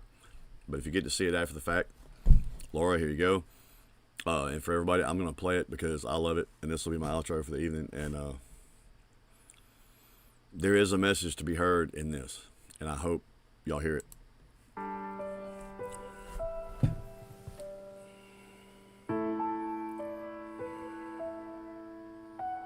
I wish I wasn't fat. I wish I wasn't gay. I wish I wasn't black. I wish that I was brave. I wish with every candle on the cake that I could quit doing these drugs, but I can't and I'm afraid. I wish that I was smart. I wish that I was rich. I wish it wasn't hard for me to grow up and forgive. I wish that I could help. I wish I wasn't sick. I wish I was Tom McDonald. I'd be just like him. That ripped me up. I wish I wasn't sober. I miss it when the party wasn't over. Happiness was right around the corner. Every single night was like over. McDonald, I'd be just like him. Make sure I pause that again. I wish I wasn't sober. I miss it when the party wasn't over. Happiness was right around the corner. Every single night was like the best one of our lives. Now we're older. The good old days are out of reach. I wish that they were closer. I wish I wasn't anxious and I wish I could fast forward. And I wish that I could rewind, but they don't make that controller. I wish the nights were longer and I wish the days were shorter. And I wish that I could sleep enough to maintain my composure. I feel crazy. I wish that I was normal. I wish that I could kill myself but also be immortal. Take me to the oracle. I heard that time is borrowed. Can you give me back my yesterdays? I'll give you my tomorrows. Forget all of my morals and just live like I cannot remember sorrow. Before all of the tattoos and the cornrows, I was different, I was happy, I was calmer, I was young and full of hormones. Now I'm wishing for a time machine, I'd step into that portal and be gone. I wish on shooting stars, or were they satellites? Maybe they were too far. Hey, ooh la la, I must have blown apart a million dandelions. Now they don't grow in my yard. Wish I didn't care about the day that I'd be buried. Used to live like I was ready for it, always in a hurry. Now I'm worried, all my memories are blurry. I'm just barely turning 30 and the voices in my head are trying to hurt me. The choices that I made make me feel dirty. I was 25 or 13, I was smoking with the seniors, drinking beer and getting flirty. Now the Ativan ain't working, I need something even stronger. Give me childhood, my mother and my father and my sister, and a Christmas to make up for all the recent ones I'm missing while I'm touring the country for a living. Give me a hug and a Nintendo and a toy box in the closet. Give me every... You know, during the time I was on the road as a musician, he's not wrong about that. To try to do anything in that world, what have I said before? Your greatest commodity is your time. To do one thing, you must sacrifice time with something else. And when you're young, you don't realize that. And when you're older, you realize it almost too much. You get to a point, you find, everyone finds a point in their life where they're like, I spent so much time doing this that I almost missed something very beautiful in my life. Everybody has something like that in their life. I know I do. Give me childhood, my mother and my father and my sister, and a Christmas to make up for all the recent ones I'm missing while I'm touring the country for a living. Give me a hug and a Nintendo and a toy box in the closet. Give me everything I wish I had. Oh wait, I think I got it. I'm a rapper like I always promised them I would accomplish. This is awesome, man. I wish I had a friend to tell. I'd call him, man. I wonder if I jump from here, if I'd survive the bottom, and would everyone believe me if I told them I had fallen? I'ma jump. I wish on shooting stars, or were they satellites? Maybe they were too far. Hey, ooh la la, I must have blown apart a million dandelions. Now they don't grow in my yard. Hey, ooh la la. I wish we were kids again, before everything was on Instagram. Ayo, things were so simple then. Me, my tree fort, all of my friends. Way back when on Beaver Drive, when the floor was lava, I could fly. Ayo, wished I was big like them. Never thought I'd wanna be a kid again. I wish on shooting stars, or were they satellites? Maybe they were too far.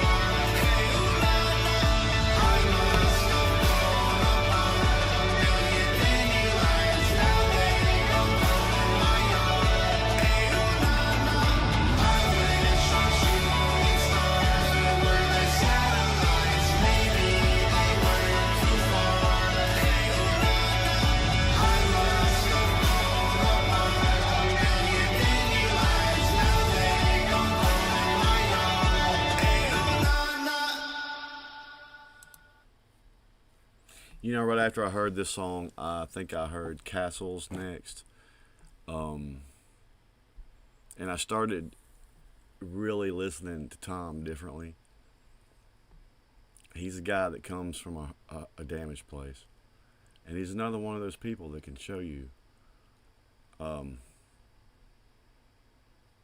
you can. His whole production team, all of this is made by him and Nova. It's like this house says, no record label, no PR, no none of that. Just fans. I reached out with something to say, and you responded.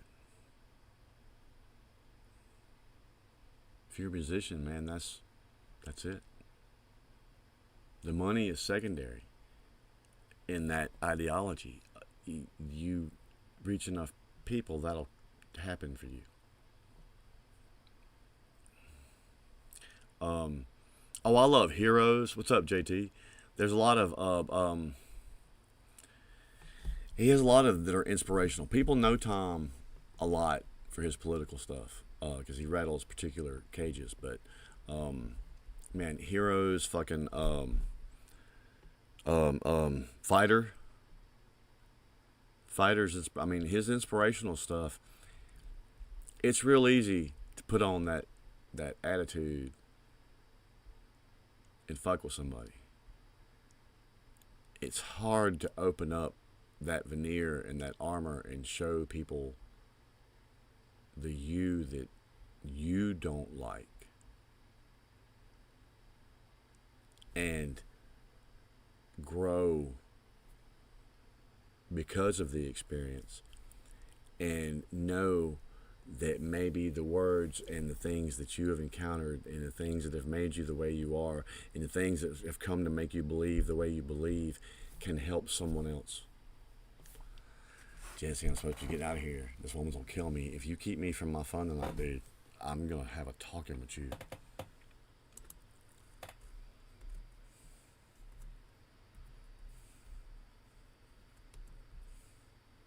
Which one? Fighter.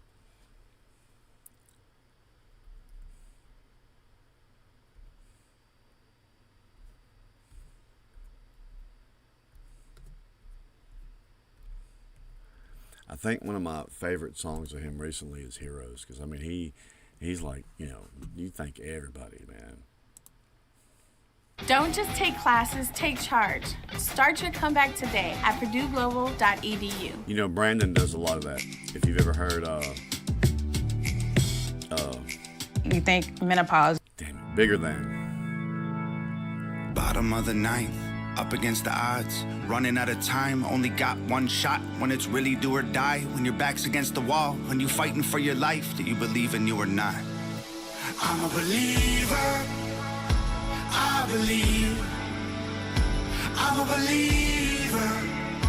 I believe. Second guessing every breath, I'm full of questions. Passes full of cigarettes, alcohol and depression. Therapists and all the different pills can get expensive. All this bottled up aggression, I'm too old to get arrested. Almost died trying to get here. Got high through my best years. Got sober, then I relapsed, then I cleaned up, got my head clear.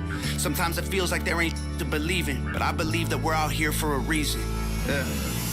You don't think you're a fighter, but I know you are. You are a liar.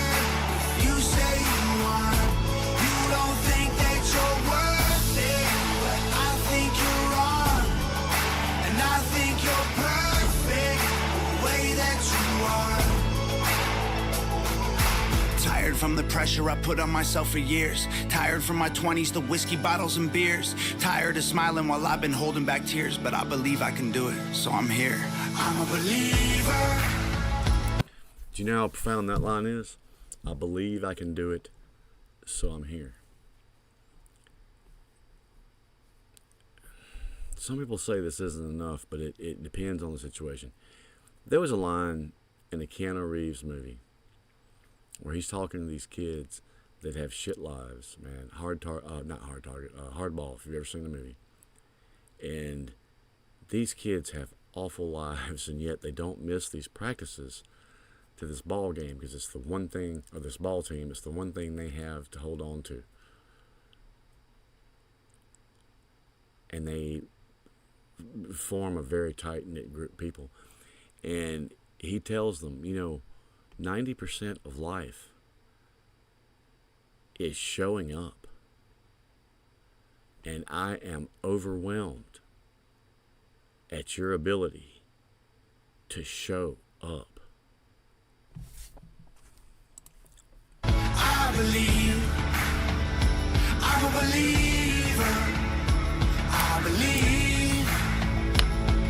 Been told I have a death wish, no one's interested. Cold and too aggressive, close to hypertension. I'm broken from the pressure, explosive with my temper. I'm sober, but I'm stressing and hoping it gets better. Am I falling off? Should I give it up or put it all on pause? Let go of this dream so I can visit home and talk to mom? Maybe all I need's another Instagram post with a quote about believing in yourself when you're low. You don't think you're a fighter, but I know you are. You are a liar. You say you are. He mentioned his mother there. There's a lot of times in my life I almost gave up. And my mind always went to her and what she endured in life to give me a chance. And I'm like, man,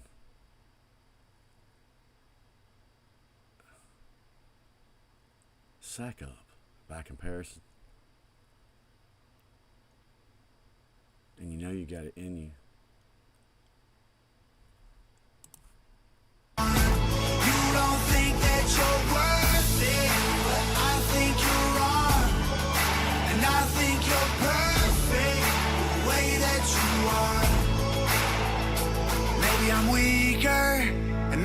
love lost before, but I'm a believer.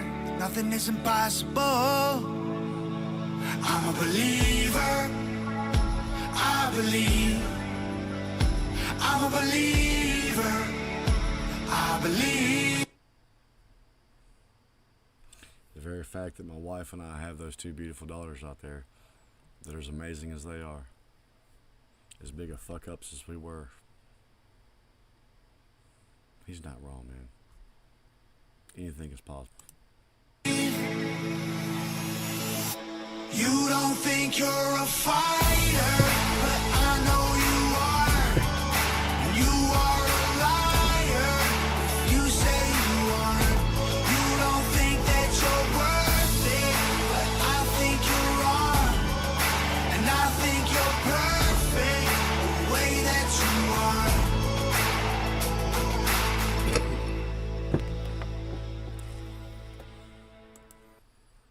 And this is the kind of mentality that I was hoping to show Laura. She's obviously not, I don't think she's here anymore. And if she is, she's being quiet. But people don't know. People don't know. Belief is powerful. Belief in yourself can create power. We've all done things we're not proud of. We've all endured things we don't want to remember. And what people don't realize is you endure all these things, yet we're still here breathing.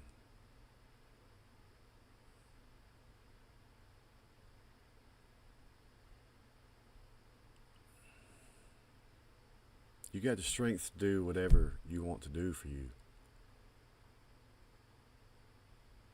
Believe that. I come here because I believe in every one of y'all, man. And at a time where I needed it, you helped me believe in me. You can, I can, we can. We can.